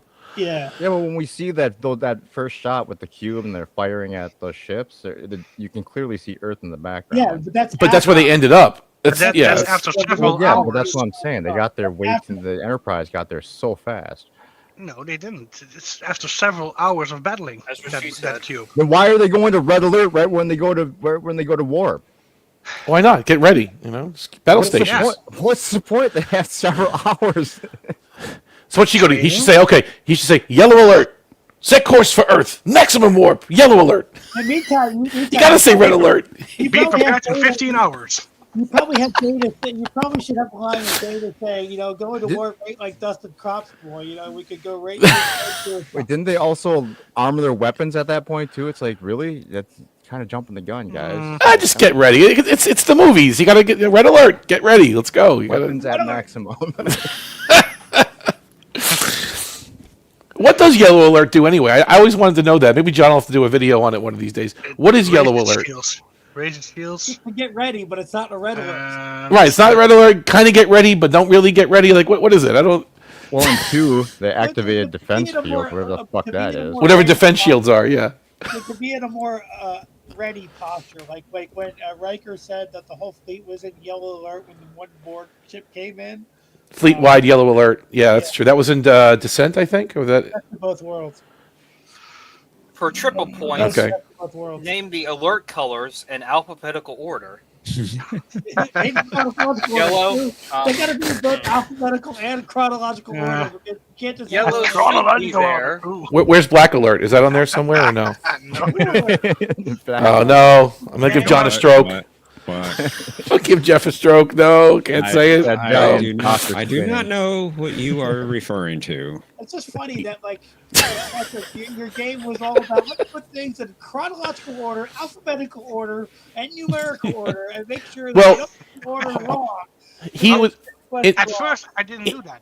right. He was forced into that position. Right. We But because we don't have a panel of 100 people that I can survey. use survey to see Yes. which one would be the top answer. And if I decide a top answer and only find this one a top answer and the professor finds that one a top interview your answer, cat. Interview your cat. 100 cats say that this is the one. Well, you can do that. Right. Exactly. I don't So have we- that, so- We would get on Patrick's case Walls. because it was subjective at first. We'd say, no, why would you rank this above this? And we'd start bitching and complaining and moaning to him. So finally, he was forced to doing these alphabetical and chronological questions So because that's why I'm trying to do it indeed in some kind of It's like they got on your established case. order. They got And on then he your still case. shuns Karen Berlin. yes, Berlin is nowhere to be found. Kotra doesn't exist. Timeline. They got on your case, Omni, when you decided that to use the word favorite when you were talking. Taurus about is not a food. commander. Remember that, Omni, when you were using Yes, the- with the food. yeah, when it was just like a shortcut word, but everybody got Right. Is Kirk's favorite food actually chicken sandwiches? No. Right. I should have worded the question differently. I should have said, a food they liked or food they preferred or something. Something they may order from the replicator. Right. Just Yeah. leave it. Just leave it because it was perfect. I thought it was. Were TNG food slot things replicators or What, TOS, you mean? yeah, TOS? TOS. No, They were synthesizers, weren't they? They were some kind of. Well, then why they have the galley cooks there? I mean, Well, Some that's kind I of always thought it actually was like people would cook the stuff, and then like in those old like 50s like restaurants then where they would dehydrate it. send That's it called out, an like, automat, like an automat. Yeah, I know what you're talking about. Yeah, someone stood behind there, got Yeah. the order, and went zoom. Chicken sandwich and coffee. Don't they have those in Japan? I wish Tokyo was here because they have those kind of automats. Automat things. Right? Okay. Yeah. Mhm. Right. And- At least they did when I was there. That's right. You were over there too. Yeah. Anyway. Justice for Jabin. That's what John says. That's right. We forgot about Yeah. Jabin. Yeah. Thank you, John. Not much. Totally forgotten Maj of the case on Ogla. We forgot justice for Burke and Samno. Burke and Sam no. Right? And, Justice for some reason, Cardassians. kept their uniforms in the dining room. I don't hate them. Just dislike them. They just kept their uniforms in like the kitchen. I mean, in the dining room for some reason, and Scotty just happens to find them. Yeah, that's what I was saying. Are the ship sensors so shitty that it can't figure out that hey, there's something blocking this vent? You should come check it out. And that phaser disintegrated the pot, but not the mashed potatoes. Right. thought the That doesn't make any uniform sense. Why is it only set off the alarm when there's a someone's vaporizing something and not just shooting a phaser no matter what? And how Well, apparently you can stun anybody you want on a ship. how does that Klingon Arctic dog close its mouth with that huge tooth in the front? That dog have a name? Appropriately sized hole on the other lip. It's like no witnesses. Was that I do love Shepard. I do love Morgan Shepard as that. Of course. The dude there, the warden, because he's always awesome. And He's everything. always very well put. He's always awesome. No matter what Star Trek he's in. Even in the 09 he was good as the Vulcan. I'll take that. Oh yeah, and he was also in Transformers 07 when he played Your human his weakness. great grandfather. He's like, men, we've got to keep digging. We've found something. You know, he was the guy that found Megatron. Comb the Yeah. desert. No guard tower. No electronic frontier. Only an electronic shield that prevents beaming. No, he's good. He just like eats it up. He just eats up the role. And same He with does. the judge. The Klingon judge is like, let's be as throaty as possible. Like,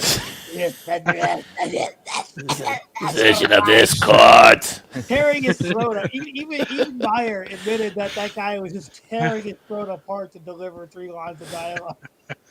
He was very good as an advisor for Chief Brody on the Sequest too. Know him is to love To him. love him is to know him. Know Thank him. you. Those who didn't know him loved him from Thank afar. you. Thank you, Grandpa. They could. I wish they got the same judge for Judgment that they got for Star Trek 6, because the judge that they had in Judgment was lame. compared to- They should have. Yeah, you're right. The voice was. You were expecting that other voice, right? You're expecting that dude. Yeah. Captain Archer, it is the decision of this court. He literally tore every word tore his voice apart. You know, just like every word that he spoke, he's tearing his voice. Continue. Rora Pente. In Enterprise, did he have that sparky glove thing for the gavel? He did have that. They gave him that, Yeah, didn't it they? lasted hundreds of years. That claw glove they had him in, right? With the yeah. Dr. Claw. Like Dr. Next Claw. time, Aja. Yeah. Orville actually kind of used that concept with the Mocklins with their judge system. They kind of had the same idea.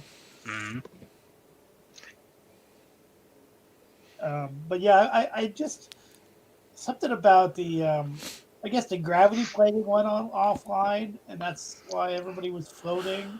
Did they know? Well, yeah, they said that there was a line in there Yeah. in Klingon. I think it was subtitles, right? He goes, "Our gravity systems have been hit or something." Or Well, he's told in the cord thing. He was like, "With In one the cord, shot, they he disabled our gravitational field." Yes. It's not really gravitational field; it's grav plating. well, again, it's a little nitpick again. It's a little, It's a field under the plating. we've had so much Star Trek up to 6 that it's The plating creates the gravitational field. Yeah, it's not like magnets. right. Sounds more like Sean Connery. Magic floors. Yeah. I think the first scene that they filmed for 6 was the scene with the 2 guys on the listening post. You know, those 2 guys. That was the first thing that they shot. Yeah, how good is that listening post if they can't even figure out what ship is coming across the border too? They can't take a picture of it, you know. Yeah, It's an important post. Douchebag, no There's dream. too many Russian things in Star Trek 6. Like they even named the ship, like a Russian name. What, Kronos 1? No No, dream. like Morshka. That's the name of the listening post. Yeah.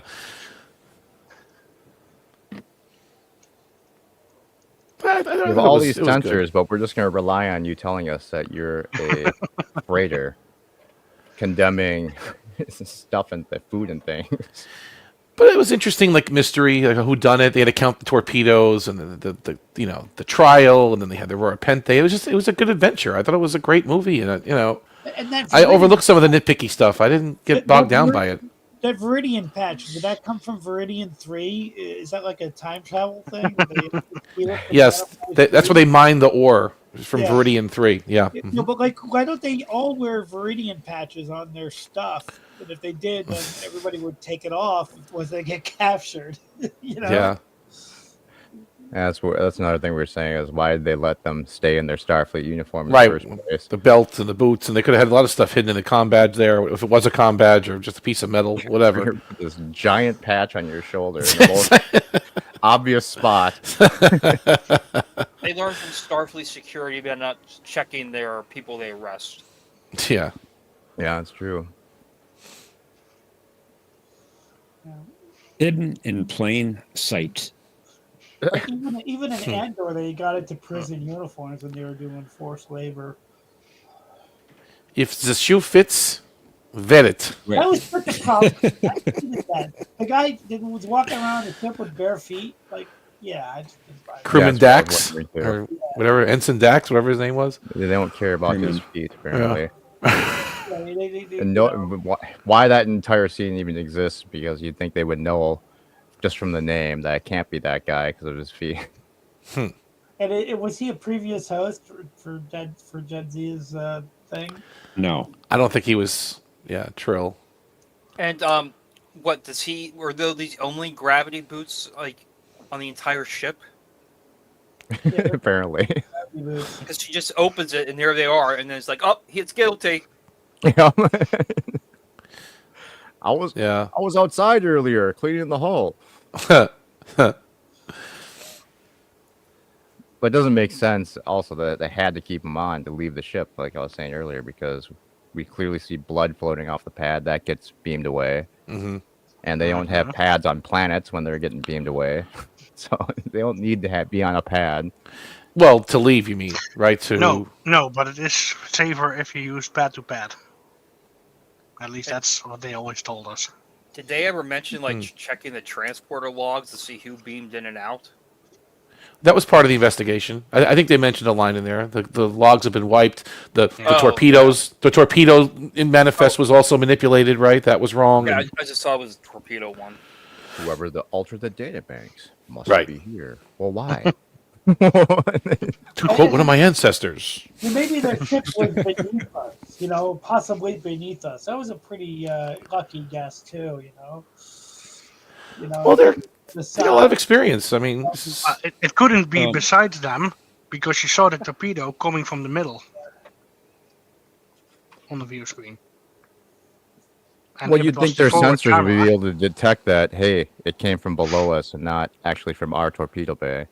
Again, they're conveniently bad sensors, right? Or again, the sensor logs were altered. I mean, who knows? They could have messed with that too. Wasn't it a little bit suspicious when somehow she brought like Romulan ale on board? Isn't that a little bit weird? Thomas mentioned that too. It should be like an insult serving Klingons Romulan ale. But the fact that it's still illegal, right? It's still like illegal at the time.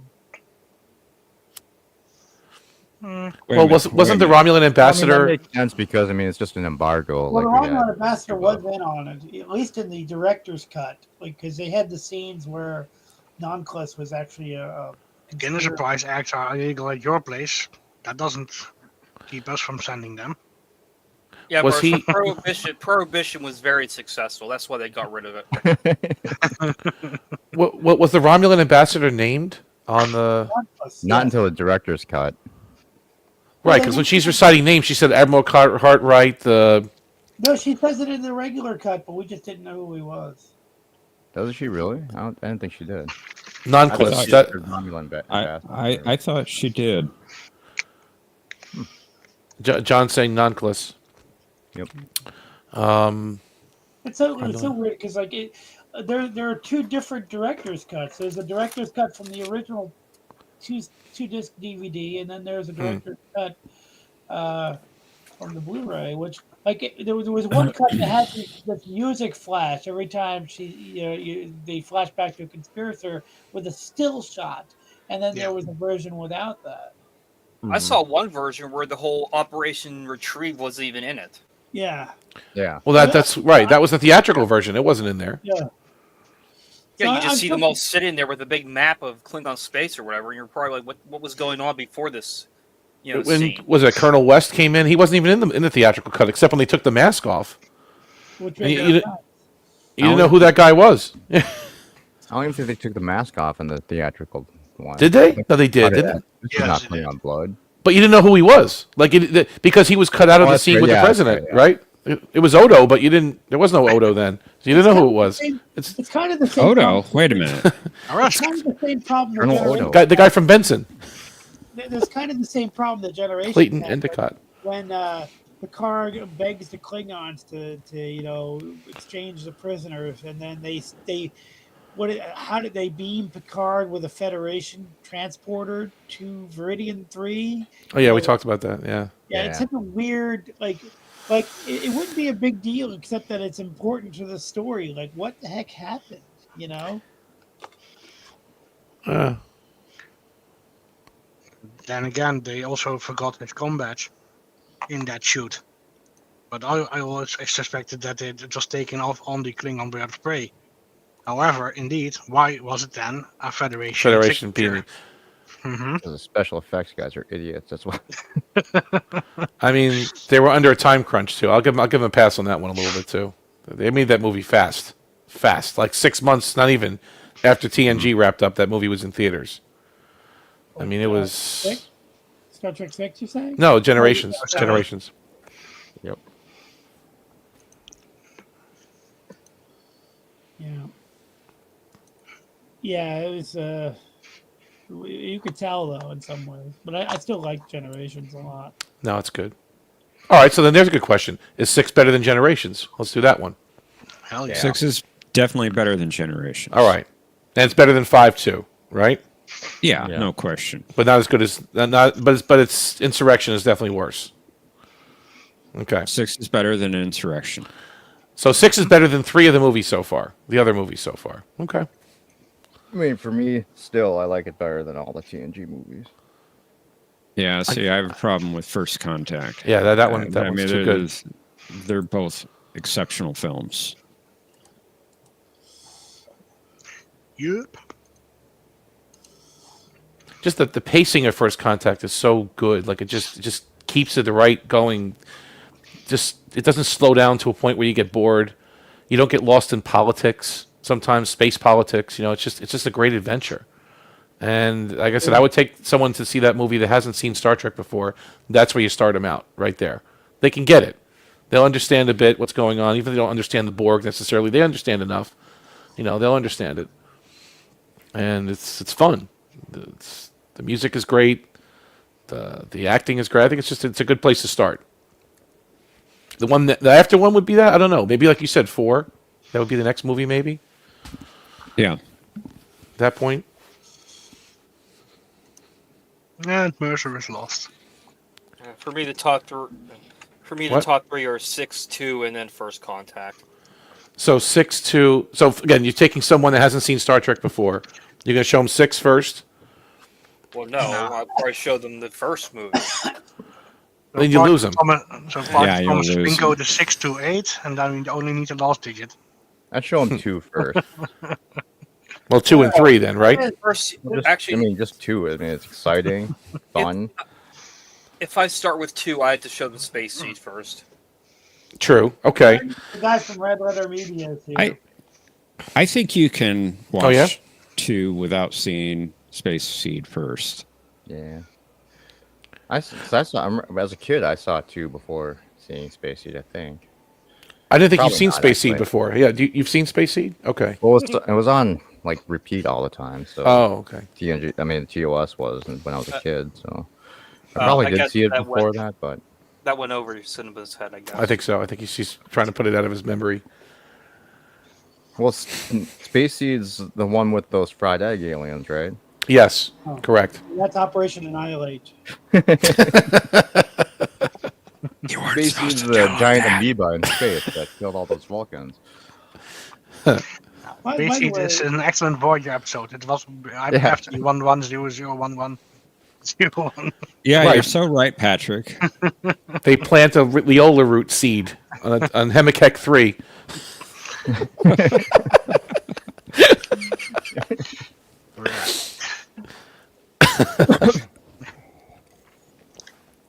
Yeah, the introduction of the Queen.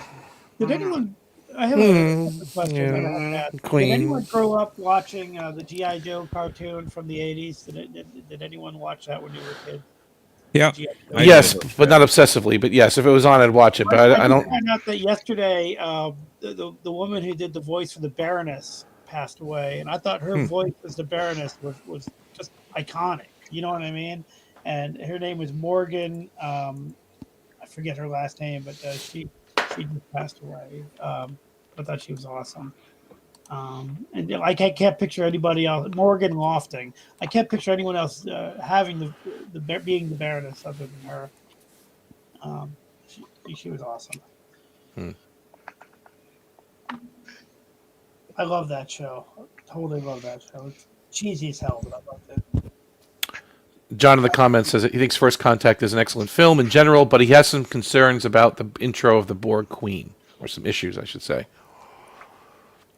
Well, it's funny what the writers say. If you listen to the commentary track, they kind of felt like they had to put the Borg Queen in because, sure, the Borg are cooler and scarier without a Borg Queen, but in the end, you need someone to talk to. Yeah. It's just like, otherwise you're just no villain there. There's no one there. You need something to talk to. What At least was I they reading? found Something at about. least they found an awesome performer to play the Borg Queen, and they did. If you're gonna do the Borg Queen, find a good actress, and they did. Find good makeup and have her do something new and intriguing, which is the idea of turning Data into the other way instead of giving him assimilating him with computers and shit. You make him more human. See, at least they did something. Like, it's one thing, okay, we could all talk about the Borg Queen not being cool in general, and I might even agree with you, but at least when they brought her in, they gave her some really awesome stuff to do. So Wasn't the original pitch of that film that the Borg were going to stop Columbus from getting to the Americas? Yeah, it was like Wow. Patrick Stewart said he would never wear tights again. So Really? I was in an interview I was watching. That's Like, funny. a huge, That would've been problem really with the time stupid. travel thing. I agree, Thomas.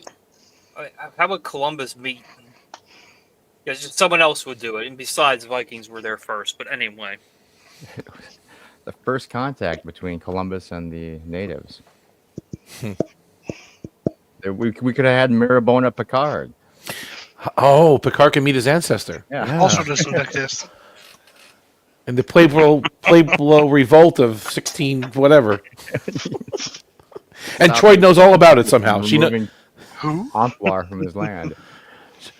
Troy grew up on Beta Z, but somehow she knows Earth history to an extent that she remembers the Pueblo revolt of 1682 and she off the top of her head. and she knows about the ancient. I've heard of it.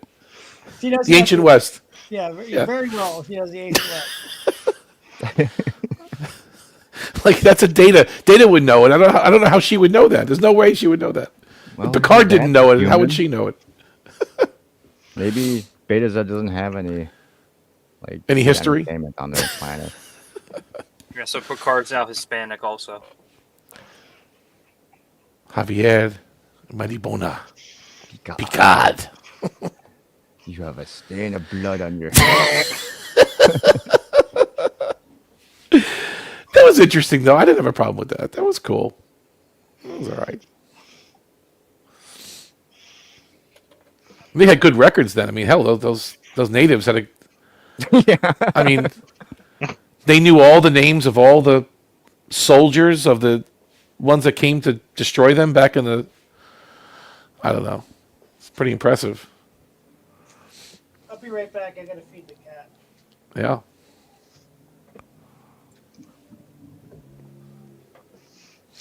Thomas, any more tips for questions? I had an earlier one, but I couldn't remember what it was. Oh, John from says- Voyager. What does ZGIF stand for? ZGIF. Zero gravity is fun. It's fun. Right. No, no. What does the actually- ZGI and F actually stand for? Z particles. G is I don't know. Greg. Patrick, You it don't know was this. the Game Wave's mentioning gonna of space blood you. wine in order of appearance. Blood wine. John says the Borg were more menacing without a queen, in my opinion. Using her just one time in First Contact wouldn't have been too bad, but Voyager leaned into it. That's true. That's true. If they would have saved her for Endgame, that would have been better. Right? If they wouldn't have done Well- Dark Frontier and Unimatrix Zero. Star Trek fell into the same problem that Doctor Who had in the classic series. In one of the classic Doctor Who Dalek stories, Genesis of the Daleks, they introduced the creator of the Daleks. And every story after that became about him, Davros, not the Daleks. I just fell into that trap, I guess. You just start. Yep. Maybe Going Antar back to the well. Guide was an expert in 17th century stuff. That's true. Learned about it in the Habak. In the habak. What is sacred to you? But I liked Dark Frontier Imaging Zero. What do No. you want? I do too, but they did. Except I for don't the know. Zoom. No, that was the best part. I think that was.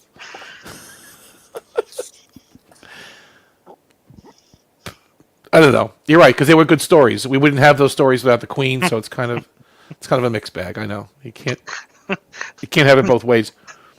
That would be a good quote True. for real. Zoom. Yeah. Oh God, you guys. I'll buy an O. Yeah, Oh, you there are ding, six. ding, ding, ding, There are ding, 16 O's.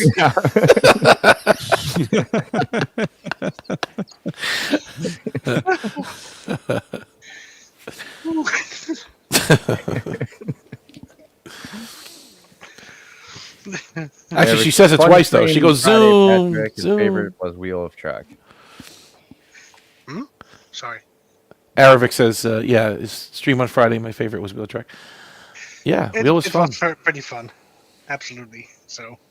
I don't know who this What You Leave Behind business was, but I don't know how that made it on an official Trek Wheel of Fortune board. But hey, whatever. I didn't even contemplate it, but that would be not canon. That was we've canonized it. It's now canonized. It's the same as Farpoint and Encounter. It's up to Farpoint and encounter status. Okay, wow, that's pretty impressive. That's for Paramount, and what Paramount says is canon. That's true. You speak for your people. I have nothing to say to you. Wow. You're like the Locutus for Paramount. For the board. I speak for the board. We will continue without further diversion to the Netherlands.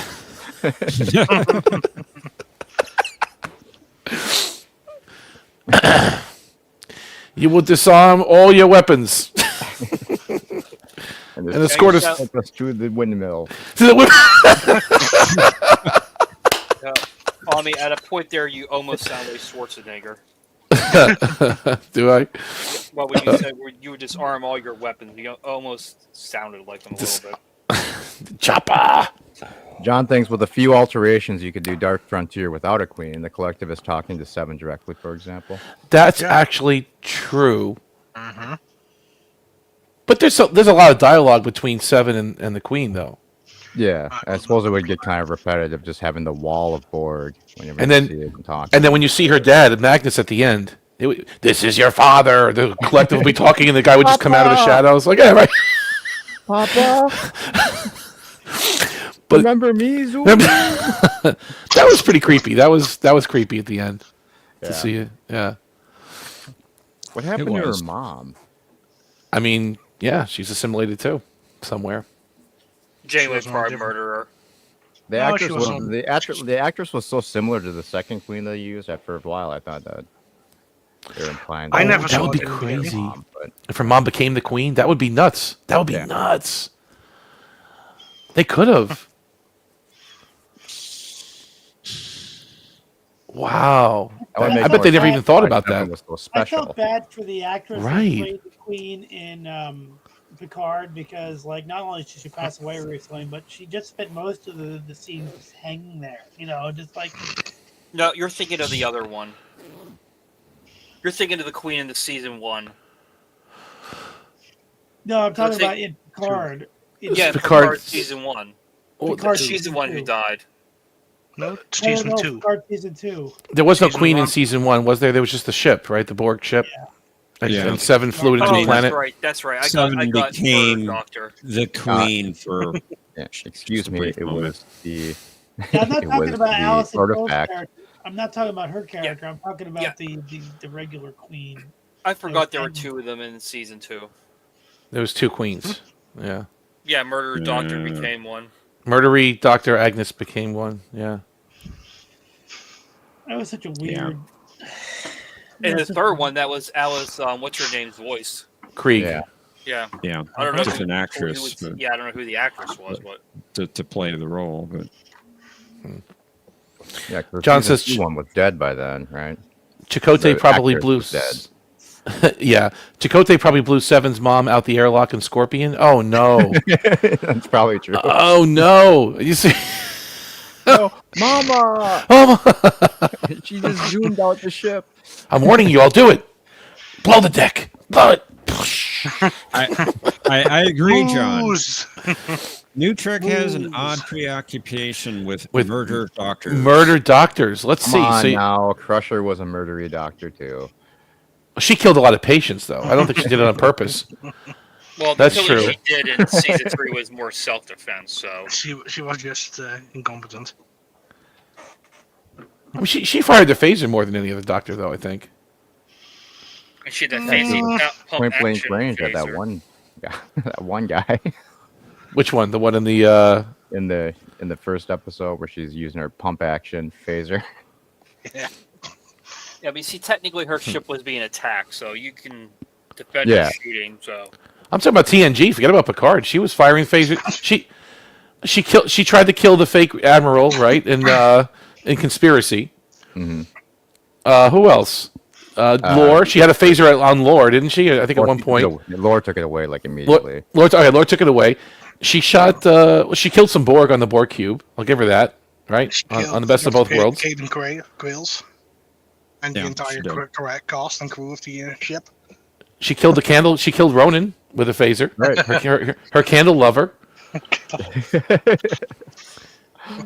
She took out that fake alien guy with the metaphasic shields. The guy on the shuttle Yep.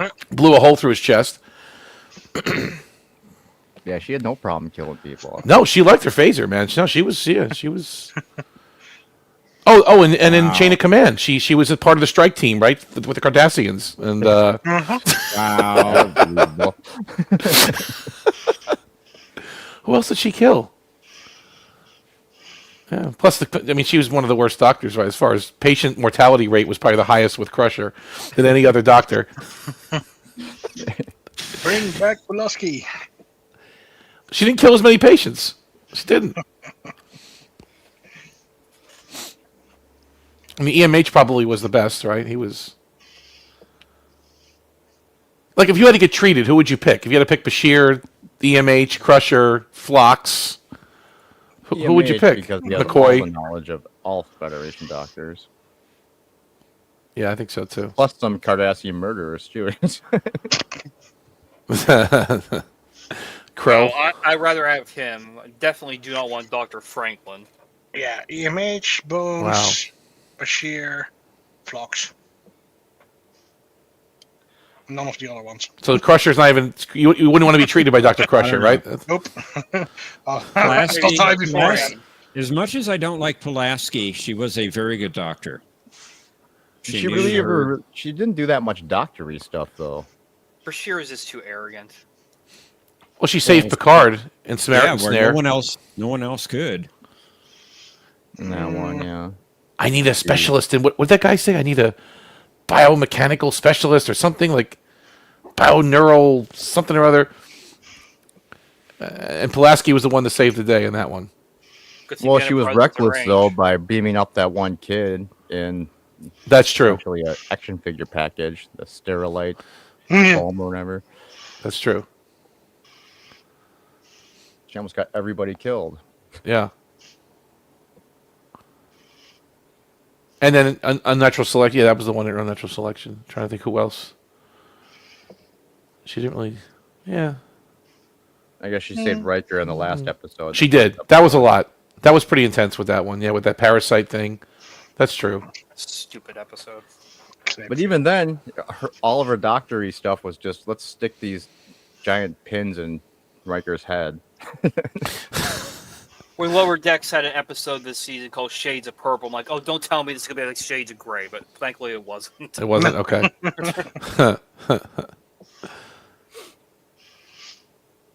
Pulaski knew what to do when technology I was would even failing. have to Crusher cat would have been doctor lost. That's before good.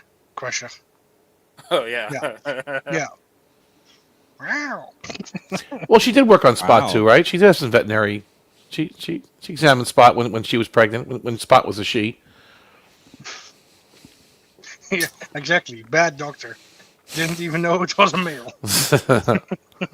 Remember, I mean, Archer goes. Archer you could convincingly say that Spot was the first trans character in Trek. 'Cause Yeah. Trans cat. it kept switching genders. I remember Um, Archer to Phlox goes. Archer goes. I didn't know you weren't just a people doctor. What about Captain Kirk? Yeah, but he was just his head was placed inside of Janice Lester was her name, right? I'll Well, never not be his- the captain. His consciousness is Yeah. So I mean that's Not his you can't head. count that. that would just look very weird. His head. Took off his head and placed it on her body. Aravik said she killed the great giant space whale that was Preggers. Was that Tin Man? Not Tin Man. Galaxy's Child. Wasn't that Picard? 'Cause he's like, let's phaser the baby out of her. Right. No. Crusher suggested taking the baby out, but I don't think Crusher killed the thing. Well, they killed it because it was when they were attacking the ship. He's like Radiation or "Here's on something. low or- intensity. John says Pulaski knew what to do when the technology was failing. Crusher would have been lost. Yes, that's true. She knew about a splint, right? She knew about basic medicine. But then again, Crusher had that training with her. Remember she said herbs and roots and stuff? What was it, in the Arsenal of Freedom? She has a little bit of primitive medicine training there, but I don't know. One thing Crusher couldn't do was do Pulaski's memory erasing technique. She knew it, and tried it, but she couldn't do it. She failed with the Mintakans, right? She failed. Who watches the Watchers? She made this excuse like they're too similar to Vulcans, and she couldn't do it. And that was the one they used on Sarjenka, right? The one that Pulaski wiped Sarjenka's memory in Pen Pals. But then Crusher couldn't do it. I'm aware of her procedure, Captain. I know how to do it. But she failed. She couldn't even wipe the Mintakan's mind. Was it Liko? Then again, Liko Dr. did Kirk it. Finn. By the Different- way, who watches Different the Watchers? species. It's Right. one of my favorite episodes ever. It's one of my favorite episodes ever. What, I do who like- watches the Watchers? Yeah. Yeah, I do and like know that. I Salty do like hates the it. episode. What? I do like the episode. Yeah. Salty hates it. I love it. I thought it was No, it's a great one. Come on. I don't think really like that some episode people either. misread it. What episode? Who watches the Watchers? Oh, What do you mean misread it? Well, they get the wrong impression of what Picard is saying. From when? Like what? They're getting religious or something. They're getting his explanation. You go from caves to huts and so forth, and eventually you get to starships orbiting a planet. That's not the scene that people hate. They hate this. They hate the scene when he talks about inquisitions, holy wars, and chaos. That's the scene everybody hates. That's not. But he's not wrong. He's not wrong. I mean, if he starts putting commandments on these people, I mean, I thought it was an interesting premise. I agree with him, but that's the scene that Salty has a problem. Salty doesn't have a problem with the scene where he's talking about huts and caves. He's talking about the scene where they're debating in the conference room about commandments and holy war. Right. Everybody has a problem. I didn't like that one actor, Palmer. Yeah, they were all like, yeah. Where's Palmer? And then the lady died too. The one, what was it? The one in sickbay. Oh, that's not the patient Crusher lost. Good job, Crusher, on that one. Well, it was necessary. You have a 50-50 chance of walking out of Crusher's sickbay alive, pretty much. It was necessary for the plot. And yet the Federation did not learn of the Dark Blind mission, and they did Insurrection. But that's Michael Piller again. Hold on. That's his thoughts. He thought of the Duck Blind. He was involved in Who Watches the Watchers, and he did Insurrection. Yeah, it's like Insurrection took Homeward. Did he write Homeward? Because they took that idea and Who Watches the Watchers and smashed them together for Insurrection. Yeah. Homeward is the one with Roshenko when they try to it's the sign of the Forge. That was my favorite bit. It's the sign of the Forge. When you see the holodeck grid, it's the sign of the Forge. And also a little bit of the episode where Data went after that radiation technology, and then Thine own self. Yeah. That one, yeah. What about it? That one was also Iceman. Parts of that was also in Insurrection. Yeah, a little bit, I guess. Now that A little bit. Yeah. Yeah, because but he was reduced in Insurrection. He was reduced to like his base instinct. So as if androids have base instincts, and he kind of went base programming. Kind of like HAL 9. He kind of HAL 9000 the whole thing. It's like he shut how HAL 9000 shut down the mission, and then couldn't remember in 2010 what happened. John says Picard says millennia ago they abandoned their belief in the supernatural. Now you are asking me to sabotage that achievement. He says he takes issue with that perspective. And Who Watches the Watchers? You got to demonstrate that anything supernatural even exists, and nobody's been able to do that ever. Nobody's actually been able to demonstrate that, and then once you do it, it becomes natural. So nobody's been able to demonstrate that anything supernatural even exists. Ever. I'm talking. Oh, I see what he's trying to say, because they believed in the overseer, and then all of a sudden they didn't. Now they didn't. Yeah. And then they're going to go back to that, and I kind of see what you're saying. That's it's I see it's I could see where it could rub a few people a little bit wrong. I didn't take that perspective on it. Well, let me ask you this, Omni. Isn't the point of the story to shake people up a little bit? You don't have to agree with the story. No, it's true. It's true. To like at least consider another perspective, shake up your own perspective. I'm not talking you in particular, but I'm talking like that's the whole point of reading a story is to shake up perspective, maybe get a little bit offended. Because I'm not talking like somebody deliberately trying to offend you. I'm not talking you specifically either. I'm talking about the whole point of a story is to get is to shake up your viewpoint. And then if you go back to your original viewpoint, that's fine. But that's why I love the episode, is because it shakes people up, a little bit. I think it's great. John followed up, you can't prove something supernatural. My point is, I disagree that abandoning a belief in supernatural represents progress. And yes, I understand what you're saying. I think we all understand that point. And was the overseer's name Picard? Or did you just assume it was Picard after you saw him? They used the name Picard after they heard. It was Javier, actually. Coincidence? It was Javier Maribona. That was the overseer. Will not take us from our land, Picard.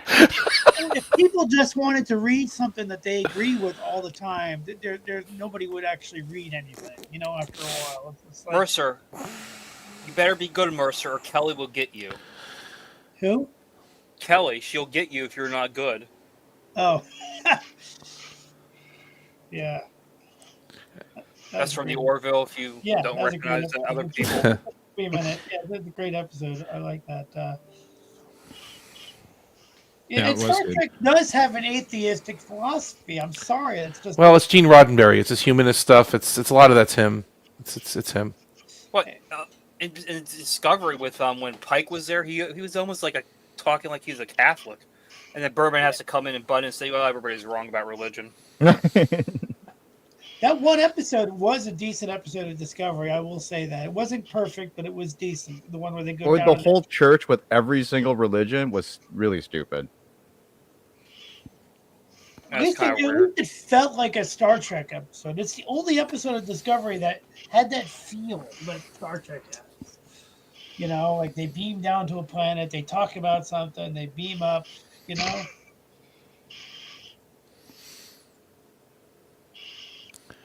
Yeah. Yes, let's leave.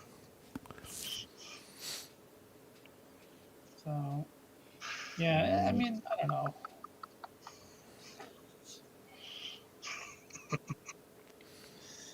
What's wrong with Star Trek 6 again? I forget. I like It's to a watch horrible it. movie. Okay. It ruined the franchise. And everything was Ruined the entire franchise. Yeah. Excellent. Yeah, Star Trek was canceled after that. It was. It should have been. It should have been. It should have been. Definitely. Mm-hmm. So what did they do after that? They just ripped off Babylon 5. Well, They ripped They off say. Lost They did. Space They for did. Voyager. But They started ripping things off, and then they gave it to Kurtzman. For the ultimate insult. He really ripped stuff. But they had that brilliant prequel, Enterprise. Mm-hmm. Oh, it's horrible. Are you in New Zealand, by the way? Hey, Mr. Vicky.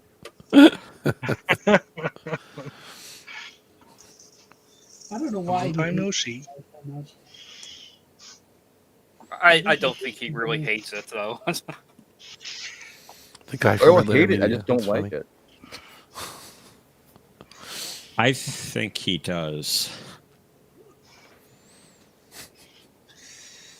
Yeah, it's like I don't like Strange New Worlds, but I can't actually give a great reason for it. It just doesn't feel right. I don't know. It's just not good. Well, you're not allowed to have an opinion unless you watch it. So, just saying.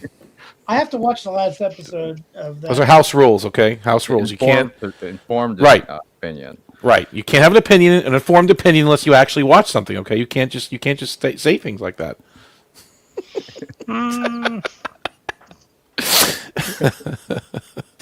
That was a Discord argument. That was I don't know if you caught that one, Mercer. That was I know.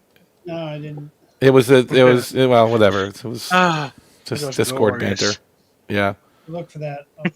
Oh yeah, it's a good one. But I just don't get why so many people get so angry. I know, over this stuff. Like something or not. Who cares? I mean, It's a the TV dude was, show. Who literally cares? Offended. It was like, Jesus Christ, settle down, man. I know, but he pulled a you though. I know. Did He he said, come back? "Goodbye forever." But unlike you, he hasn't been back, so I don't know. Maybe he meant it. It's not really done. Well, He that did not bounty hunter we deserve. had on Lord Mandel changed my mind. I mean, when you say goodbye forever, we know it's like 5 minutes, an hour. You go to the bathroom, you go get some dinner, and then you're back. Goodbye forever. Who said I think that? that's Well, left sometimes pretty good. it's just 30 seconds later. Yeah, he has a cigarette, whatever, something. I mean, it doesn't matter, right? Tommy, who said goodbye forever? John Well- can give many reasons Vice for why President his said Strange goodbye New forever. World is terrible. For example, characters are awful, and it actively flaunts continuity. No, did who said goodbye forever? It's on this. I don't want to promote this person. It's on Discord. There was a little bit of an argument back and forth about opinions on things, and Yeah, not on mine. It's on Matthews. I think it's on Matthews. Yeah. So I don't even want to promote. I don't want to talk about it. Him. but Okay. All right. it's it's just funny. It was just I think we nipped it in the bud. yeah. You don't even know what you're talking about. Was it this recent? I don't know, a few days ago, a week ago, The Friday, I 29th think. of- Friday. Yeah. Friday. But yeah, there were. It's in the Star Trek. He was just Star Trek seriously room. offended that people Room, didn't yeah. like the AI thing. The AI, right? The new. But for somebody that left for forever, he did not leave the server. He's No. Okay. Technically still linked to Matthew's server. Okay. Well, He's I- just not I- been online anymore. I did send him another message, and I said that he's welcome on the server. He just has to respect everyone. That was very kind of you. So rubbing it in. So you're talking about Matthew, I guess. I mean, No. Matthew just is a horrible person, man. Matthew, Ow. Yeah, he's a pretty humble guy. I don't say he's a horrible always person. getting in arguments with people online. Constantly bashing on people on Discord. Yeah, please. Oh, And then your pull on me. yeah. Well, I did that just to be. I mean, look, we're gonna do this. Let's do it. I don't off. Hated it, 0. Loved it, only him. Didn't understand. I Thomas. mean, Who cares? was- Everybody else. that was my little backhanded way of like just saying "screw you" right here. Let's just. Stir the pot. Right, exactly. That's my little way of saying, all right, let's be cute here. Let's see. But what pissed him off was my last answer, right? Nobody cares. What I say? It doesn't matter. It's not canon anyway, or something, or Something like that, yeah. nobody cares. It's not canon anyway. Who cares? That's what I wrote. I wrote, who cares? It was licensed. But it came from Paramount. How could you say it's not Yeah, canon? so is a book.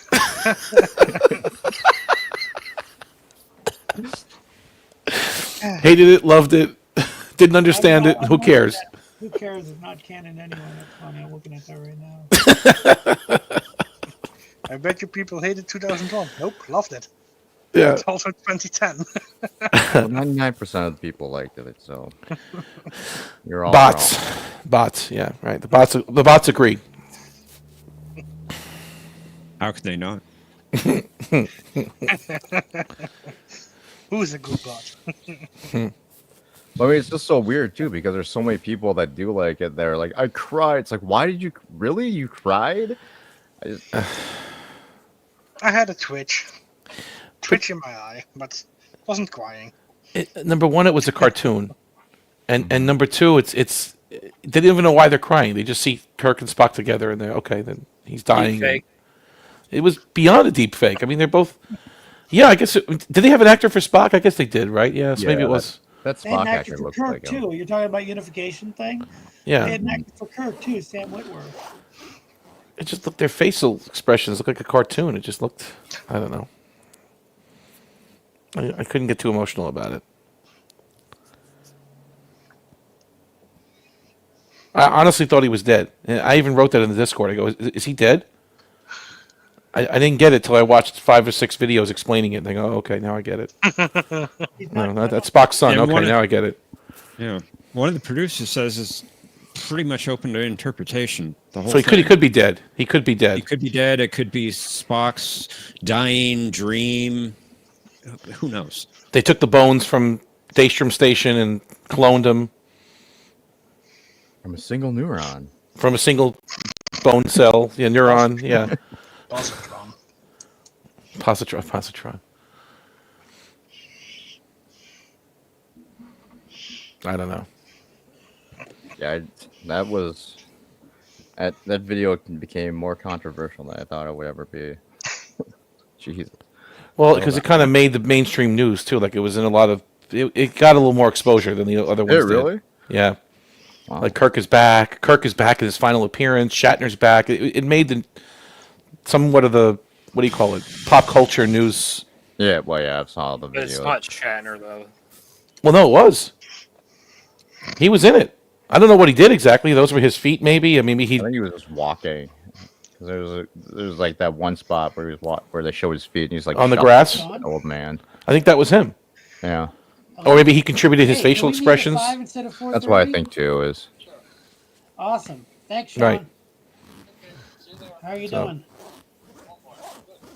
Okay. Talk to you then. Bye. John was too busy trying to figure out what was going on to have any kind of emotional reaction. Right. Yeah, I'm just I guess I'm just dead inside because I haven't cried in any movie. So John was watching and You going like a heartless David Tennant. bunny. So if you watch The Visitor, you feel nothing. no, I don't really like that episode. You feel nothing. Nothing. You and Nothing. Thomas. You are, Oh, I like tell that you. episode. you are dead. You are dead inside. You have to be. Come on, I man. think it's highly overrated. I do too. Well, Oh man. Oh man. I think Darmok and the Inner Light are highly overrated. Yeah, I agree. The Inner Light gets you a little bit at the end, a little bit, not to the point where you're overly emotional, but you get a little something at the end, right? A little something. No. Not really. When he grabs the flute, no, nothing. Okay. They're both good episodes. I just think they're overrated by fans. Yeah. My opinion. No, I understand. I understand what you're saying. What episode do you think is not overrated, Brainy? I'm just curious. Like, what episode lives Oh, up to the lots. I mean, Peak performance. Rosa. Yeah, peak performance. that's a good episode. Good performance. See, you see, there you go. That's. I told you so. Tommy? It's a fun little episode. It's nothing great. Acceptable losses. Where am I supposed to find the optical cable? Anywhere. Oh shit! I just Have to do a disabled the position. entire helmet pulling up these cables. Wes, you cheated.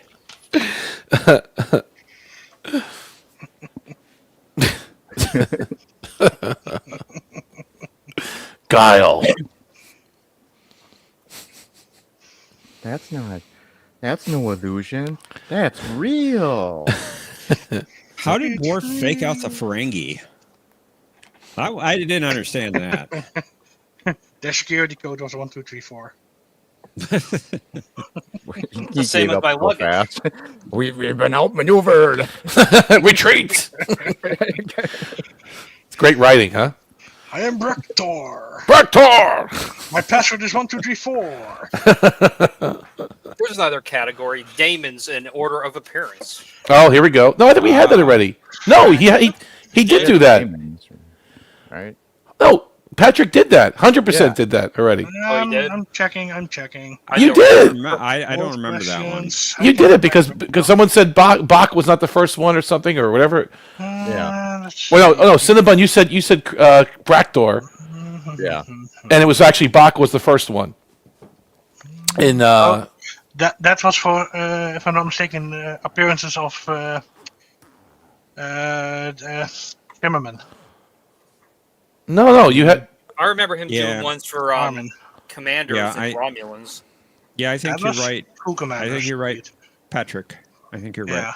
so what the last outpost would have been first, and then As- Oh, no, as the first Haven? one was the box of the marriage box, so Haven. but it was uncredited. That's right. Credited. Yeah, that's right. Because I said Brektor and it wasn't the first, and we were like, "What?" Brektor. How about the stupid marriage box? But Mercer, there's a lot of episodes that live up to the hype. Okay. Best of Both Worlds, Doomsday Machine, Yeah, Ammo Name the Joke is Time, played by Code of Hounds Honor. of Terror, Right. Code of Honor. The Enterprise Incident, Code of Honor. You're saying Code of Honor, yeah. Code of Honor. And you guys The think I'm Ultimate crazy, Computer. but I just Mhm. can't stand Doomsday Machine because of the overacting. Dun-dun, dun-dun, dun-dun, dun-dun. You could think anyone could overreact Shatner. Overact Shatner, you know. Commodore head grabby silent scream. Name the characters played Can't by Arm stand Sherman in that. order of appearance, excluding holograms. Yeah, indeed. That was that one. Aravic says there was a segment on ABC News about it. Okay, that was talking about, I think, the unification. John says, I do get a little soot in my eye when watching The Visitor. Of course you do. When John watched the unification, he had a David Tennant moment. Oh, that's what Patrick wrote. What? What? John said pretty much. Achilles sulking in his tent. And the overacting is one of the best parts. Yes, it is of Doomsday. I have to agree with I mean, that. I also thought it was I dumb in agree. Doomsday Machine that there was even an argument of him taking over the Enterprise. Like, dude, you just got your entire crew killed. You're not. I mean, they were going by the letter of the law. They're right. That was peculiar. Now you know I haven't had time to run an examination on him.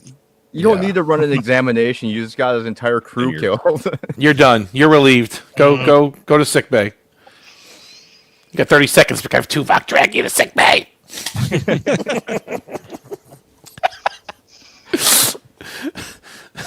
Security.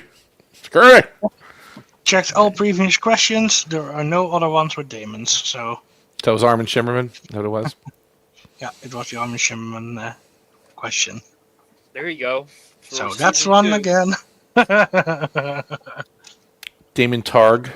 Right. And then, Don't know if I will use it, but it's on my list of things to look out for. who's the one in was it Gambit? No, Unification. Who's the one in Unification? Damon, the fat Ferengi that comes in. Who's that? It's Was he a demon? I don't know. Did they even give him a name? I think it was just Fat Ferengi. No, he had a name. He had a name. I don't know if he was a Damon or not. Alright. And the one in Gambit was named Damon Solak, but we never saw him, right? And then Well, yeah, because Beverly was doing Umox on him. Wasn't that the guy? well, yes, I heard Solak's an amazing man. Oh, that's right, yeah. Looks like a Vulcan name, so Mark. Or was that in Omag. Yeah, OMAG. Is that in Chain of Unusually Chain of fat- Command? I said Gambit, but it was Chain of Command. You're right. Command? Yeah. They were trying to hitch a ride to the Cardassian planet. Yeah. Yeah, that's right. Omag and his woman. Omag. Omag is the name of the fat Ferengi. That's what I just said. And he wants to hear Right. Molar Famigal. Famigal? Yeah, that's right. Lelota. I did not expect to You hear do. Romulan You know what I want to Famigal hear. like a member of your underground.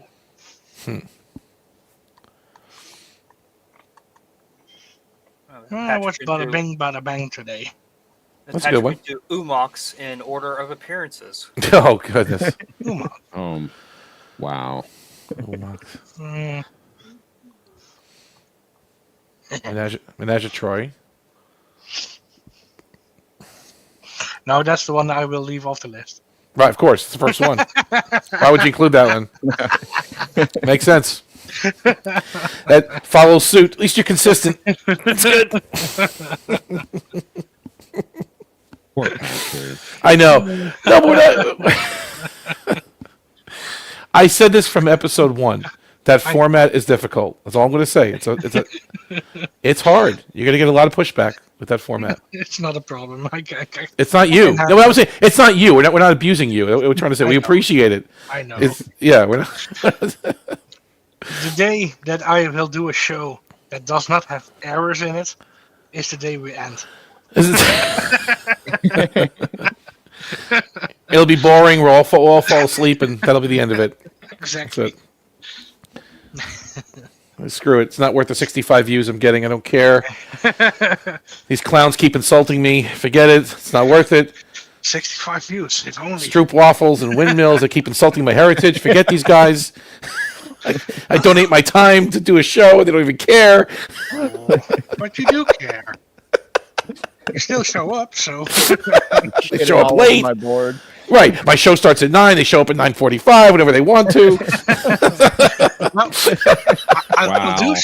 I'll do say, when Jeopardy hits, we're all 45 to 30 minutes before our time, normally. You see? There is order. There is order. 5 minutes before it's Order time of things. on Friday, and there's Thomas. Okay, phew, I have at least one viewer. Then I don't again, know, lately, it's been like 20 minutes, 15 minutes before Jeopardy, and it's like, anybody going to show up? Anybody going to come?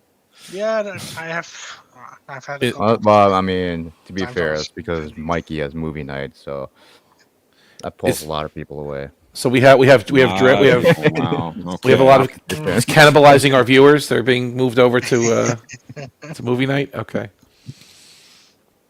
it's a possibility. Let's see. How did our last stream do? And I'm starting to feel that way with Babylon 5 too. It's like, 15 minutes before and there's nobody chatting. It's like, Well, we expect it to be everybody? canceled. No, come no. on. Matthew's been very good. Yeah, he's been good. He's been good. He's been very good. We're further along than I thought we would be Yeah. at this point. Yeah. I thought we would, by the end of the year, get to maybe episode 10 or 11 of this season. That's And true. he plans to go through all of December. We'll be up to like episode 16 or 17 or something. Almost with Sebastian. Almost. Almost. Oh, wow. The week 7 of Track Feud was 42 views. Mm-hmm. And week 8, the last one on Friday, is 34 already. You see? See, It's climbing. it's growing. Whoa. Maybe it was the wheel. You have a different thumbnail. Maybe it was the wheel of Trek. Brought people in. Can be. But plus it's Friday night, not Saturday night. Plus people, that show's been on for years at that time. It's hard. Of course. It's hard. Of course. Yeah. Well, in the I'm beginning, just getting home there weren't that sometimes. Many people too, because it was always the same three people playing for quite a while. I hope John does not have a problem with me saying this. I hope Thomas won't either. The reason we picked Saturday night at that time is so that Thomas could play. Are you serious? I'm serious. We were discussing when we were going to have the show. And I said, well, I think Saturday night would be a good day because Thomas can play. Well, that was Wow. accommodating of you. I mean, at least he's there, trolling us in the comment section 99% of the time. So, Right. but I love it when he plays, though. That's a good there- night anyway. There are just days sometimes I just don't feel up to it. And John says he can confirm that. Wow. Well, you seem to work late nights, Thomas, right? You work overnight or late night. It seems like your schedule is. Is that what? Yeah. Okay. No, I know the feeling. I mean, I get home sometimes right around the starting time Hey on guys, I Saturday gotta go. nights. I'll talk to you guys Wait, later. Mercer. Take care, Mercer. Hey, good one. see you later, Mercer. Now, if we have late people, sometimes I do get in a little bit late. Sometimes on Saturday, Friday too. It just depends. Depends on what's happening. But Yeah, I'm even at work, but somehow I'm always on time for Patrick. But whatever, I However, was the first one 40 in last week. What are you 40 talking about? yeah, Well, indeed. I had an Sometimes I excuse don't 2 weeks comment. ago. what was your I mean, excuse? asleep. I was working late. Oh, yeah, We you had were. Yeah. Jep Nerdy at the library that night. That's so cool. I mean, I would join more, but sometimes work just aggravates me, and then there's certain people that aggravate me, and I just I don't want to have to hear that, so I can keep my butt. I'm sorry I aggravate you, Thomas. I know. Well, you're always so apologize. angry. So, I mean, Well, it's not chill anger. out. It's you, not you anger. need to calm down. Have a It's not good for Snickers. your heart. Have a Snickers. Have a Coke and a smile. Stop being so angry all the Pepsi, time. Pepsi. This is also Sorry, funny. Pepsi. Week 7 was 42 views, but it only average time of 11 minutes of the 5 hours. Yeah. Probably because they're getting mad at us for constantly We- arguing with you. Right. Exactly. Hey, We're Week 8, so last Friday, 34, but with an average time of 58 minutes. So we weren't bickering as much, right? We were bickering this week, so that's it. Yeah. Listen to these clowns bickering. That's it. Why is round 1 taking 6 hours to get through? You guys Gamzee stop- and wine versus Klingon blood wine, right? Okay, it's a false answer. It always reminds me how long it takes to get through one round of that other show that was on Sunday. What was it called again? That took hours. don't Took know. hours. Hours. Yeah, like Hours. Deep into Sunday afternoon, that show would go, right? Yes. I don't know.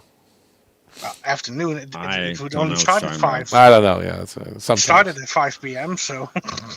But then, who called me out on it? That the one time or a few times I was on it, they were the longest episodes. Who the hell said that now to me? And they I weren't forget. even. I thought you said they were like 4 hours long every day. There was one episode. No, we were just goes, kidding no, around. It's like 2.5.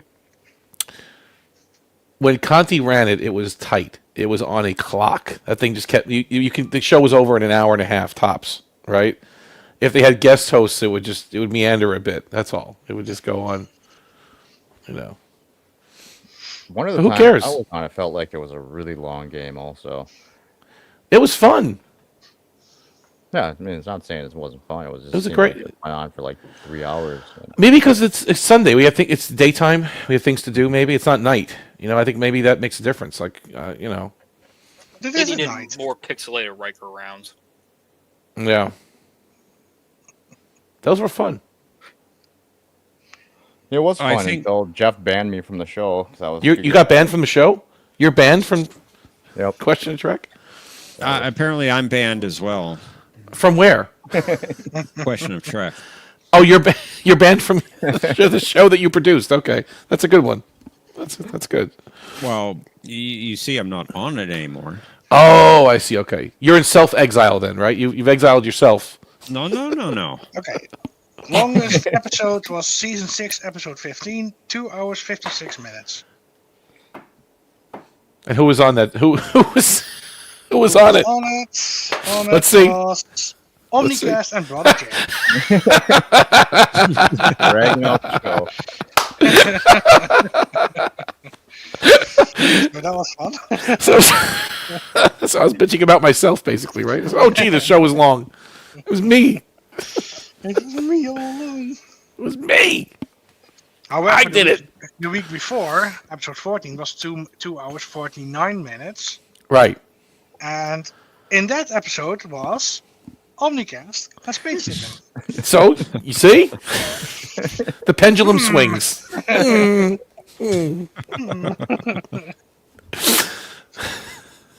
And okay, episode 13 was 1 hour 49 minutes.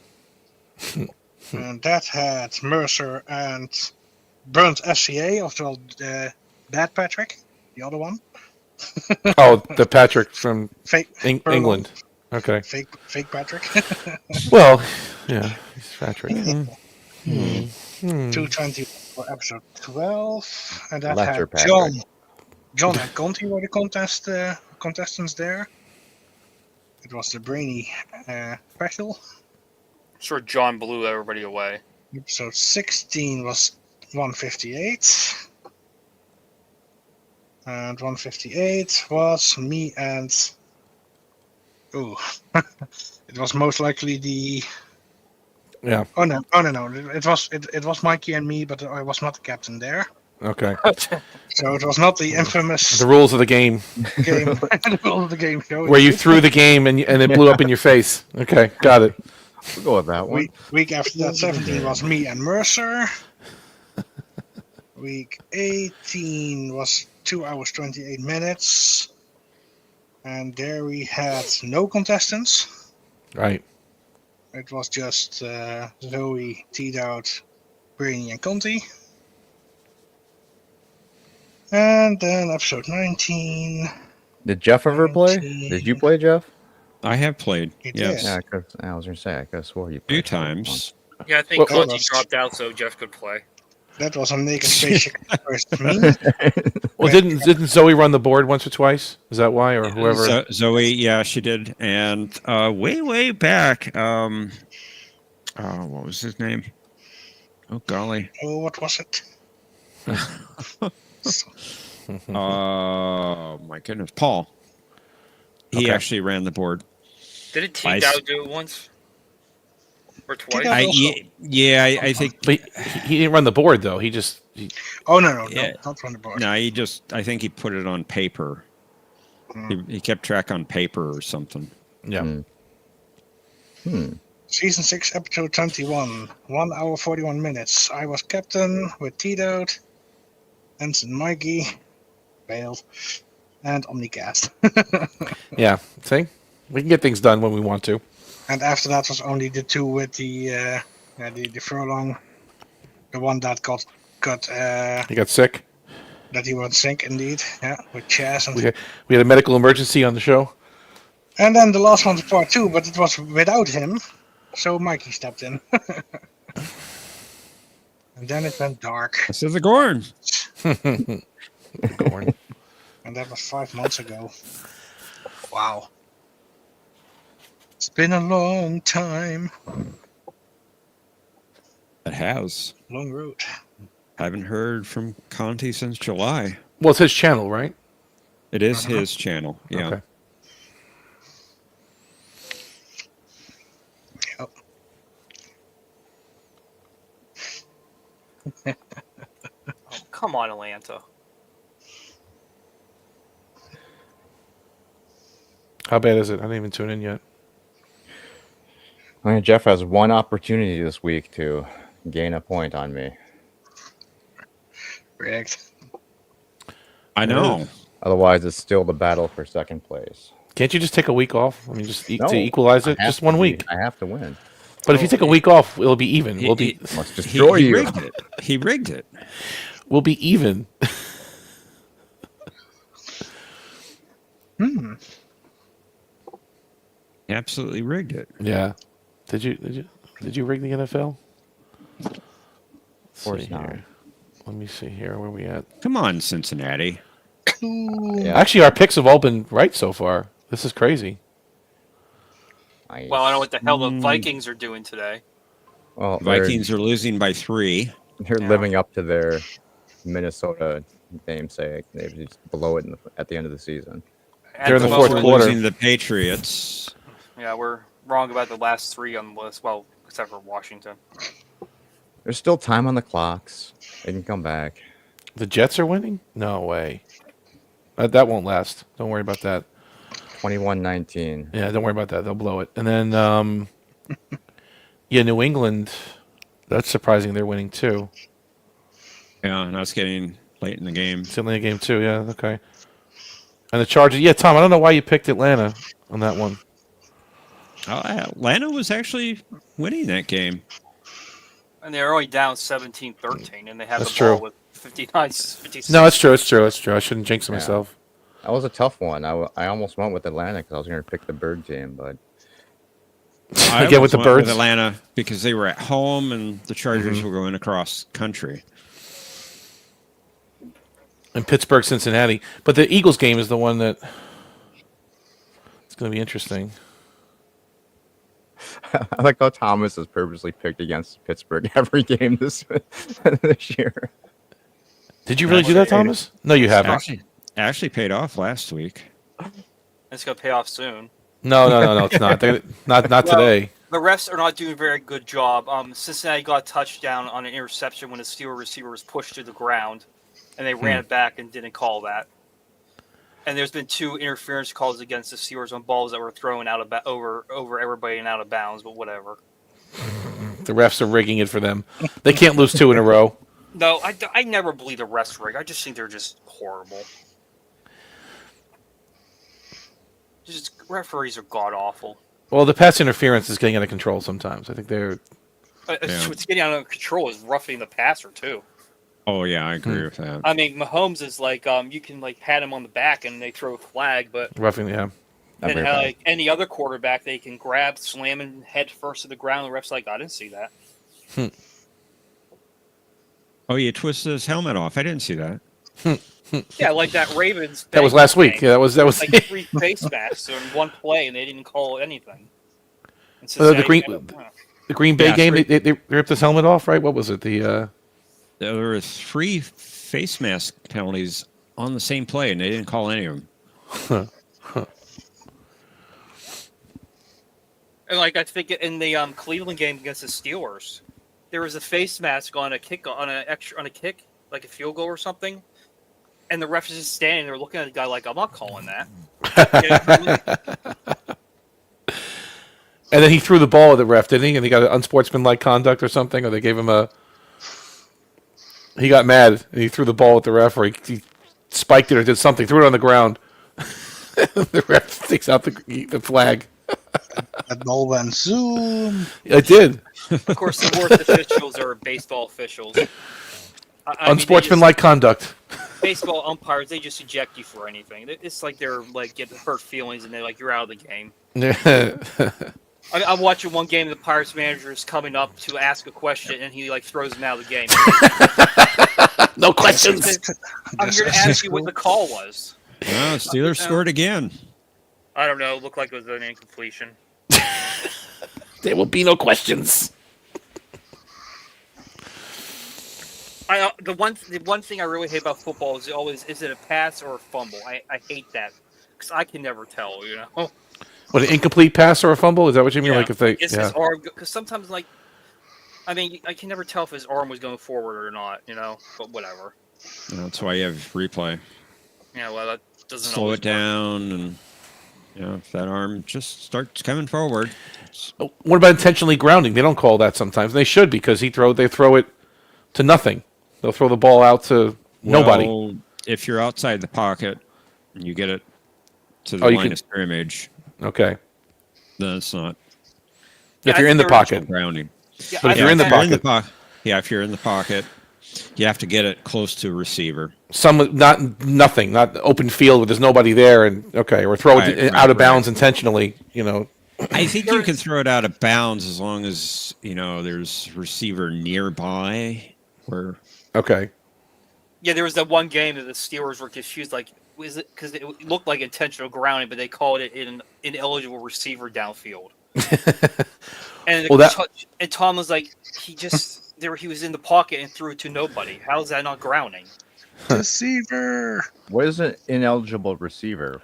That means it's supposed to be on the line of scrimmage, and they like a lineman or an offensive lineman is not where they're supposed to be. Yeah, they're not really supposed to run down the field. Right. Yeah. Unless before the ball is gone. Yeah, sometimes you see them I'm like, what the hell are you doing past the first down marker? That's why if the quarterback throws the ball and it hits a lineman first, it's ineligible touch, the ball or whatever. Oh, they call that? Really? I didn't really. Okay. Yeah. I don't get all the rules. Neither do the officials. Because the lineman can't catch the ball, so that they can't touch the ball. They can't do a lateral? Well, that's different. Okay. That's not a forward pass. So if they do a lateral pass to a lineman, they'll allow that. You also have to declare yourself to the official that you're an eligible receiver. What do you mean? Like, how do you do that? Like a lineman would come to the official, say, I'm an eligible receiver. And then you usually hear over the speaker, number 77 has reported as eligible. Oh, okay. So before the play. Yeah. There was even a bickering about that in the Steeler game because one of the linemen came over, told the official he was going to be an eligible receiver, and they just never called it, and they threw a penalty for it. But what about a transmitter? A transmitter and a receiver? Yeah.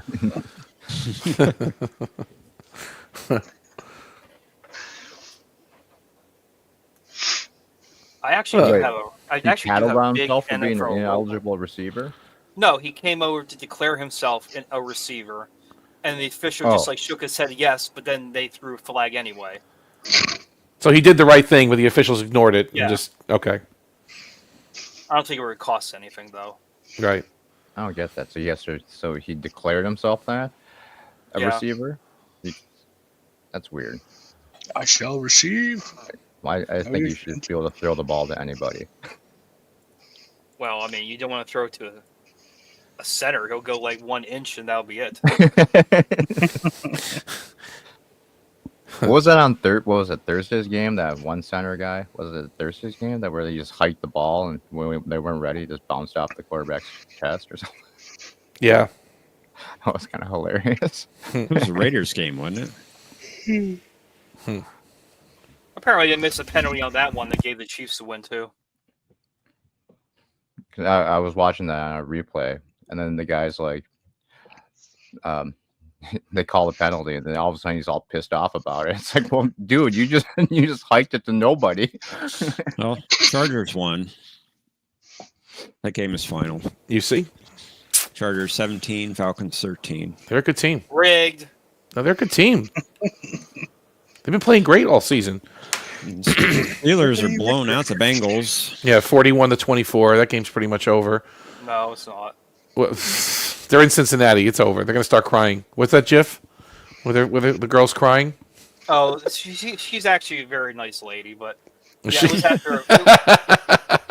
So there's a YouTuber guy. His name is Pittsburgh Dag, and he overreacts like a He doesn't actually sound like this in real life.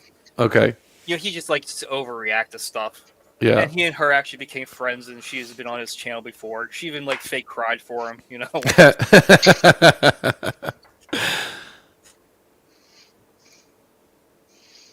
Oh, I was going to ask. So, regarding that play I was talking about, why, when they snapped gonna it blow it. before he was ready, why wouldn't they just call that as a false start?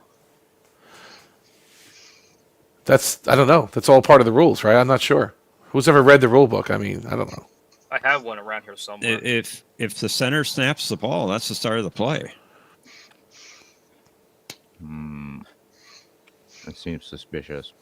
Of course, my question is, how did they ever call false start on a quarterback? Actually, seen I'm that happen not. I plenty don't of even know what a times. false start is. Well, they say a command. They'll do something and make everyone jump, but then they're not really. They didn't. Well, no. I was Roethlisberger one time. He was just calling out stuff, and then the ref threw a flag and said false start on the quarterback. I'm like, Well, what the hell is that? How did he move a certain way? What did he do? Did Because he- yeah, it's a certain movement that the quarterback does. That's it's kind of showing that he's ready. He's going to catch the ball, and Oh, the Jets think they have it. Oh, come on, give me a break. You have nothing. There's a flag on the play. Oh my God. Seattle dropped the ball, but I think the play was dead. There's no way. Minnesota's done. I saw Arizona was about to score when I went upstairs. Jets are terrible.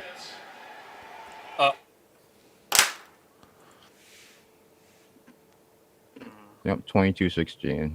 They're done. There's no way the Jets have this ball. we can hear audio. No, I muted it. I'm sorry. That was me.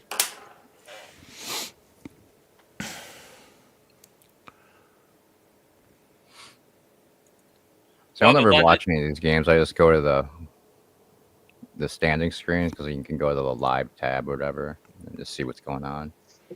Looks like the London Jaguars are going to lose again. That wasn't a fumble. Is that a fumble? No way. Yeah, no. What kind of coach with 26 seconds left and the clock running, with a chance to get into at least field goal range, doesn't call a timeout? That was with the Bears. That was ridiculous. Yeah. He got fired because of that, right? Is he gone? He's gone. No, he deserved to get fired for that. Seriously, that was the stupidest thing I've ever seen in my life. I don't. They could have tied it up. Just kick a field goal.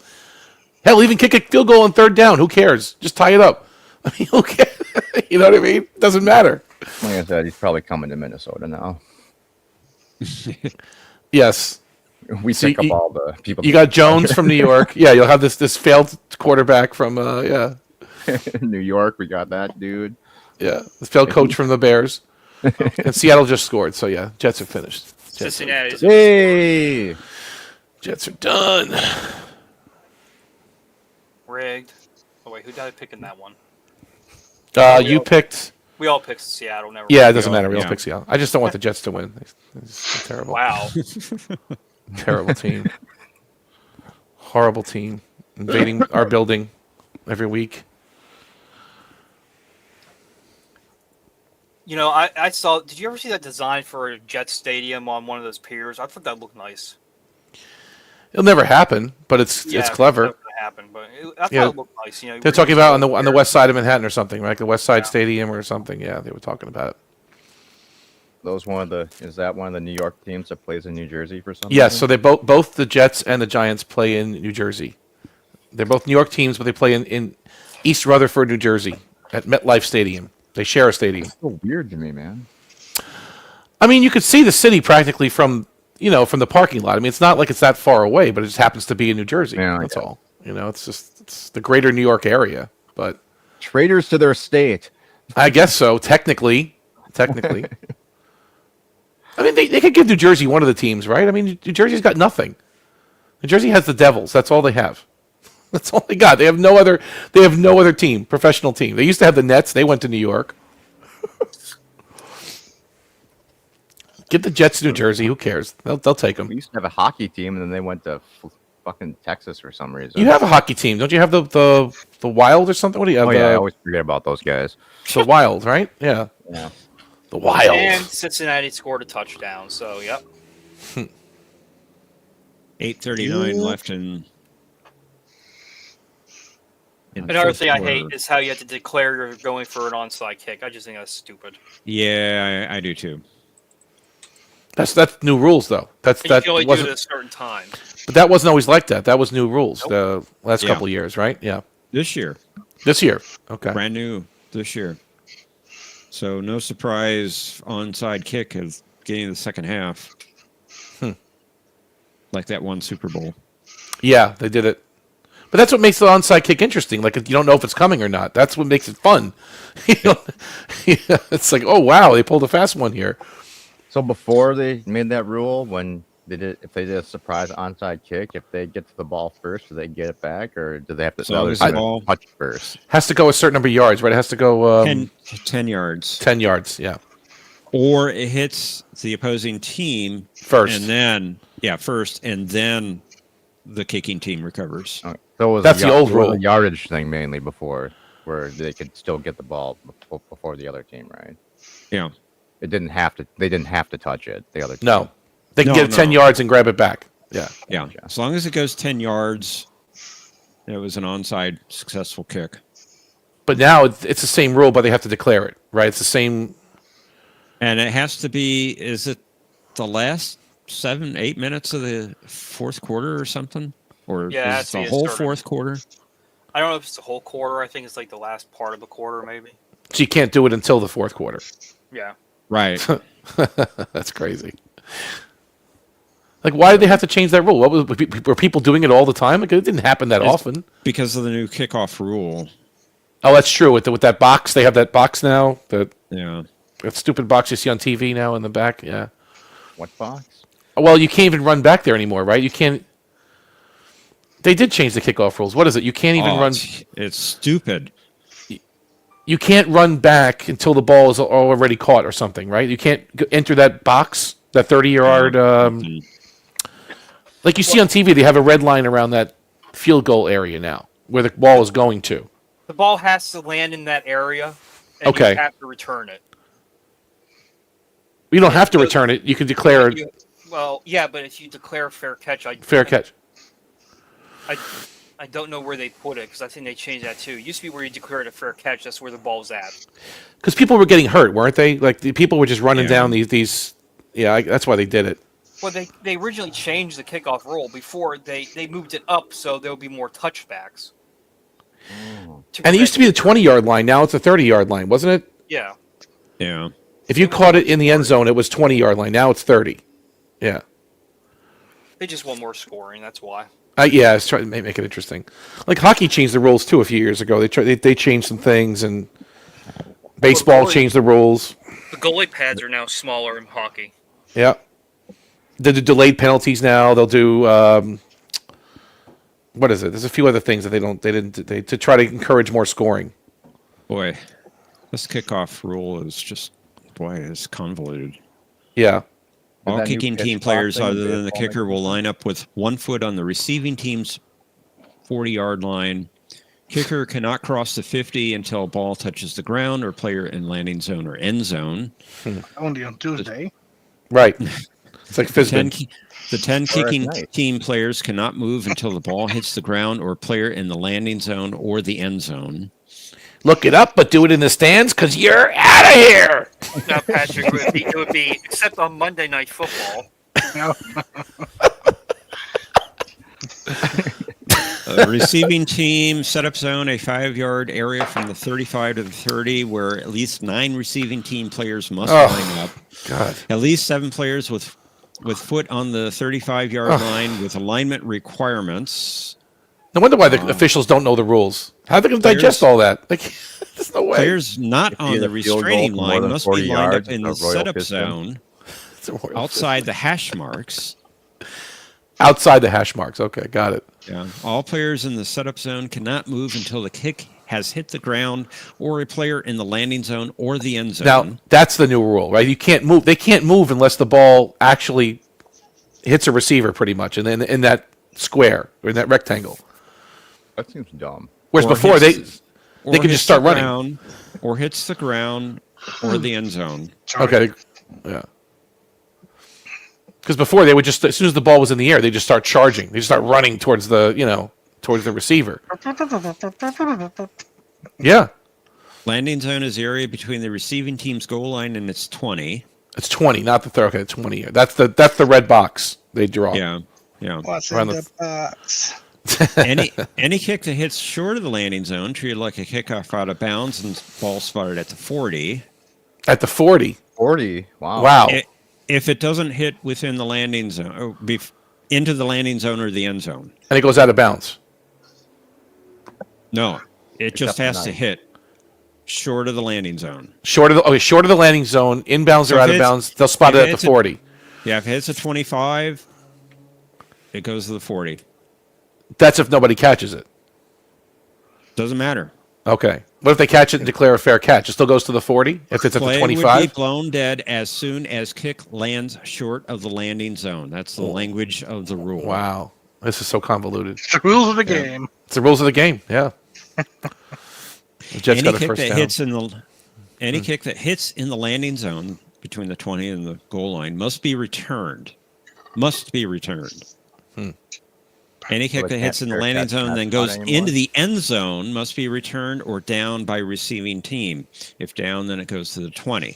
Like the books at the library. It must be returned. Kick hits in the end zone, stays in bounds, returned or downed. If down, then touched back to the 30. Any kick that goes That's new. out of the back of the end zone goes to the 30. That's crazy. Yeah, whatever. Onside kick, fourth quarter begins. The team trailing has the opportunity to declare an onside kick to the officials. So you have to be trailing too. You can't just be. That's right. Okay, so another wrinkle. When was that in the movie again? Before or after Winning Kid now. War?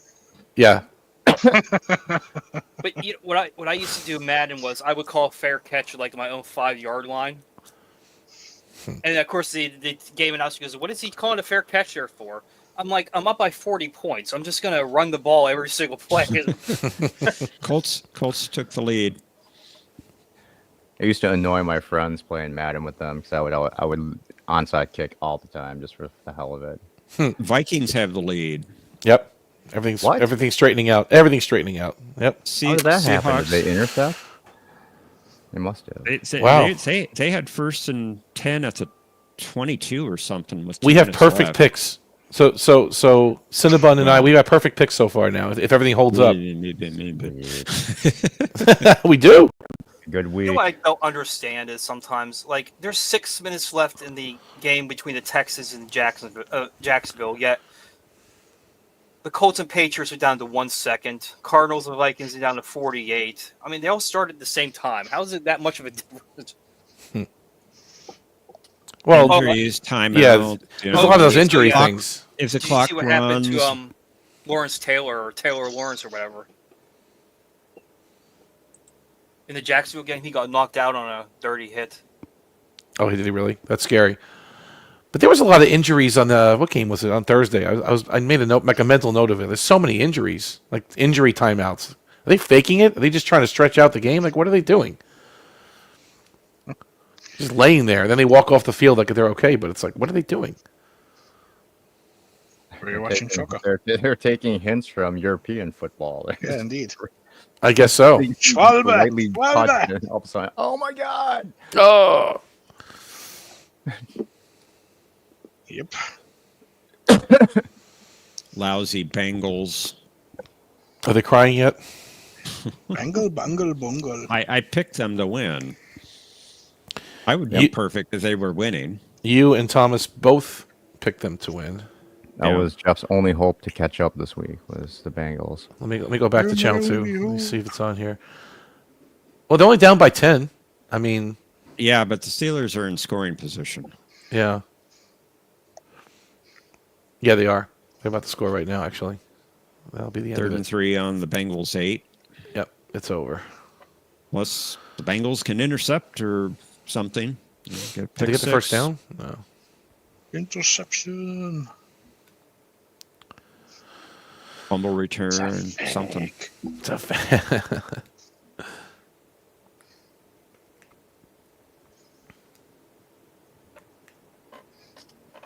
Patrick, you really need to fix your keyboard. Yeah, it was stuck. Oh, the Z key was stuck again? Yeah. That happens sometimes. I think I had some of Thomas's chips just stuck between it. Colts defeated the Patriots. That's Ooh, that's That's better. a final. That's better. That's a final. Thomas has a bigger keyboard than me. Oh wait, he used capital Z. Capital Z. Wow, why didn't I think of that? Don't. Oh, I got it. All right, boys, let's stop with the Z measuring contest. I'm a small Z. uh-oh. Here come the Jets again. 2 minutes left. No, no, no. First and 10 They're- on the they're- Seattle 29. They are chokers. Hashtag chokers. They'll choke. Don't worry. They'll find a way to blow it. They always do. One thing I don't understand is how everybody thinks what the hell is his name? Oh my god, the quarterback. Rogers? No, Namath. Oh, Mikey? They talk about how Mikey. great he is. I'm like, he won one he just guaranteed a Super Bowl win. I mean, and he never did anything after that. because he owned the town. He owned New York for a while. Like that's a big deal back then, I guess. It was Yes, Vikings I mean- won. You loved his pantyhose commercial, I guess. it's Flex All I'm not 454. I'm not joking, Cinnamon. He did a pantyhose commercial. Yeah. Yeah, he did. He did. So just the swagger. You know what I mean? It was Yeah. the swagger. It was his personality. They had a lot of wins. I guess they didn't have any victories. I mean, Super Bowls. Personality. And people think, Yeah. and women think he was attractive. I'm like, that's what you think attractive is? I guess back then they thought he was handsome. I don't know. I mean, it's over the Looks like he '60s you're got- talking about, right? I mean, He got run over by something. Wow. it's kind of like Ric Flair. You know, if you watch wrestling, like he was like the Ric Flair of the NFL. What about Sylvester Stallone? Women love him. I'm like, really? They do, yeah. I mean, yeah. My wife had a crush on him back in the day when Rocky was out. Sure, why not? You know, Looks like he got punched a lot. Yeah. He sounds like he's gotten punched a lot too. smart guy. It's a good director too. He was good in that show, Tulsa King, though. He's actually really good in that. I don't know. He's not bad. I mean, I don't have a problem with him. I just don't get all the hype Yeah, I know. over him. Neither do I. Action. I mean, look, the Rambo series were good movies, right? The Rocky series were good movies. It's not like they were bad, and he produced or directed most of them. Maybe not the Rambos, but the Rockies he did. So Jeff, did Rocky you see Five all was that? shit. Did you see all that stuff after the Ohio State Michigan game? I saw what you posted. I think pepper spraying is a little bit Sell too the team. far. It's a guy wearing a paper bag on his head and it wrote sell the team on the Jets game. That's beautiful. That's so New York. I love it.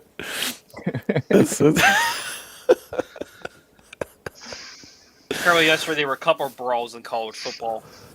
Yeah, there were a couple. I gotta rewind that. I guess I can take a picture of that. Beautiful. Come on, block the kick. Block the kick. They did once before. Run it back for a touchdown.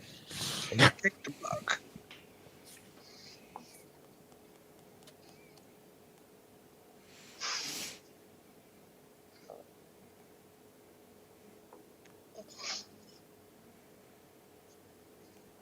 Quiet. I put it in the Discord. I put the picture of the fan. Super fan. Super New York super fan. Because Woody Johnson will never sell the team. Everyone wants him to. He's a terrible owner. God.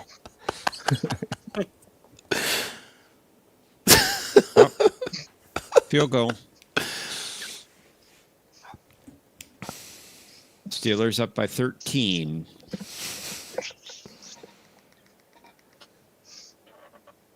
That game's over. I wouldn't say that. I've seen 2 touchdown leads disappear in that amount of time. But I'm not counting on it this time.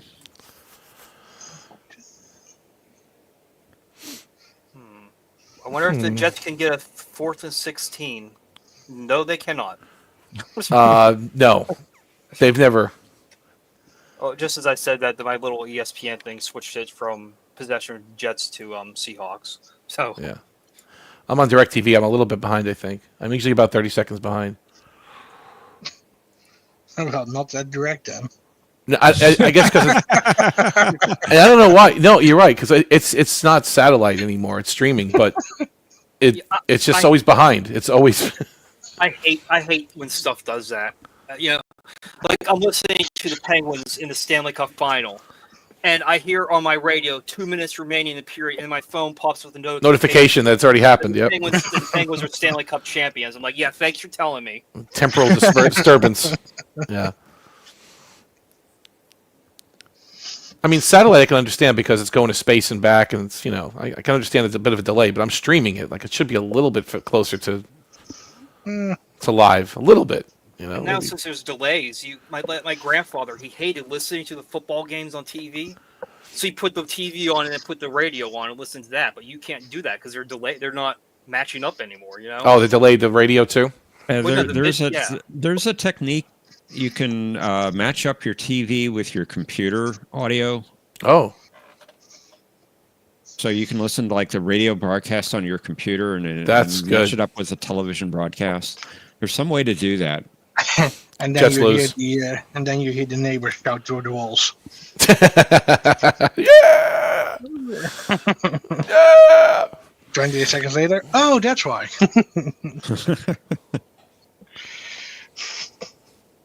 All right. Looking good, looking good. Could be my first perfect week ever. I'm right with you. Oh, did we pick the same ones? Looks like. Oh, we did across the board. Throughout the entire week. Yep. Rigged. It's right, but it won't matter. You're still 15 points or whatever ahead of us. I only have a 10-point lead. That's 10-point lead. That's it, yeah. 11 actually, because the Bengals are Wow. That's good. Jaguars are getting close to the Texans. What? It's 10 points away. What is it? Oh, they caught up. 23-20. Oh, okay. All right. 3:31 left in the fourth, according to ESPN. John says the football discussion was well timed since I need to run a few errands. I guess we're putting him to sleep too. I'm sure putting everyone. Is your Zeke gonna malfunction? I don't know. On his cell phone, it may not get stuck like a keyboard. John's still here. Yeah. I thought you were put him to sleep a long time ago. Oh. I'm surprised soccer or football are never mentioned in Star Trek. Is it? 3:23 left Probably in too the American centric. Steelers-Bengals game. Bengals have first and goal on the Pittsburgh 2. Told you. It doesn't matter. They're down 15. They're down 13. 13 points. I've seen that kind of lead disappear. 13. I said 13. 13. 13. The weird thing about the Bengals is they have a good offense, but their defense sucks. Like Burrow, he's having a great season, but they're not winning. Yeah, they're not winning. This is weird, Okay. My wife's going. I got to get going, guys. I will see you. Yep. I'll see you out there. Oh, See you Monday. Winner. I know. Right. Yeah. Thanks. Touchdown, Bengals. Take care. See you later. Ooh. 1 second, Omni. 1 second. And he's I gone. think he left. Oh, whatever. Then enough. Not fast enough. Patrick. I'm also Good working on try. it today. Good try. Yeah. It Kickball's doesn't mentioned matter. in Enterprise, is it really? Doesn't matter. It's a different brand, so okay. I don't remember water polo in Enterprise. Oh, that's right. When no. Oh, did Tucker mention it? Maybe. I think did Tucker mention college football? Maybe. Yeah, well, I remember he was like, they're not trying to kill the quarterback. Oh yeah, yeah. That's true. That's right. So why is soccer mentioned? You think it would, since there's so many billions of people that love that one. Yeah. And the Name the water polo Bengals. episodes in order. Can the Bengals complete the comeback? Probably. Bangle, bungle, Probably not. bungle.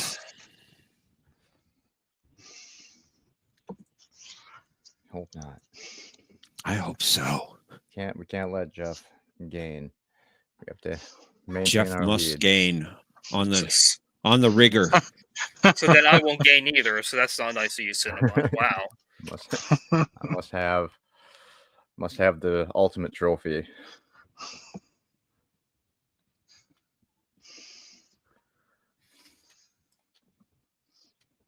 All right, guys. I think we've probably gone pretty close for long enough, and I don't think Have there's we? any hope of convincing anyone that No.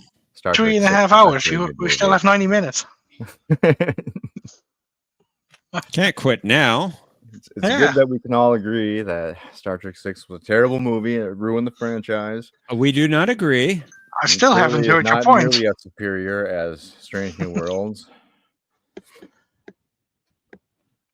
Okay, now you're just Wow. trying to get me off. There should have been singing in that movie, but it was a missed opportunity. Yes, see, John. All I can remember is A water British polo. star is a fur.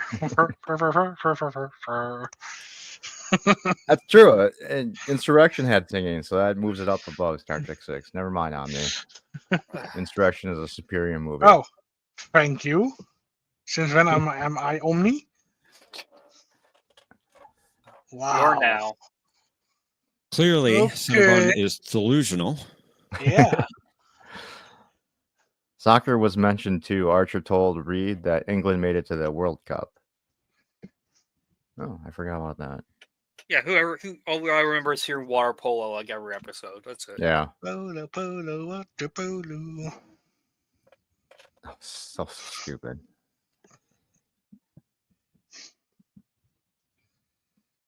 Wow, this is the most combined points in the NFL this season. Spock What? sang for the Platonians. That's true also. Uhura sang every now and then. That's why everyone likes GOS. It was the precursor to the grand musical. Take your meds. All right, guys, but I think we've gone long enough. I've got some things I got to do today too. And yeah, oddly tired, so I might take a nap too. So thanks a lot for everyone for coming by and hanging out today. And yeah, we Thanks will for see hosting. you next time. Thank you for proving yourself wrong, Cinnabon. Indeed. I've not proved myself wrong. I am correct. Star Trek 6, best movie ever.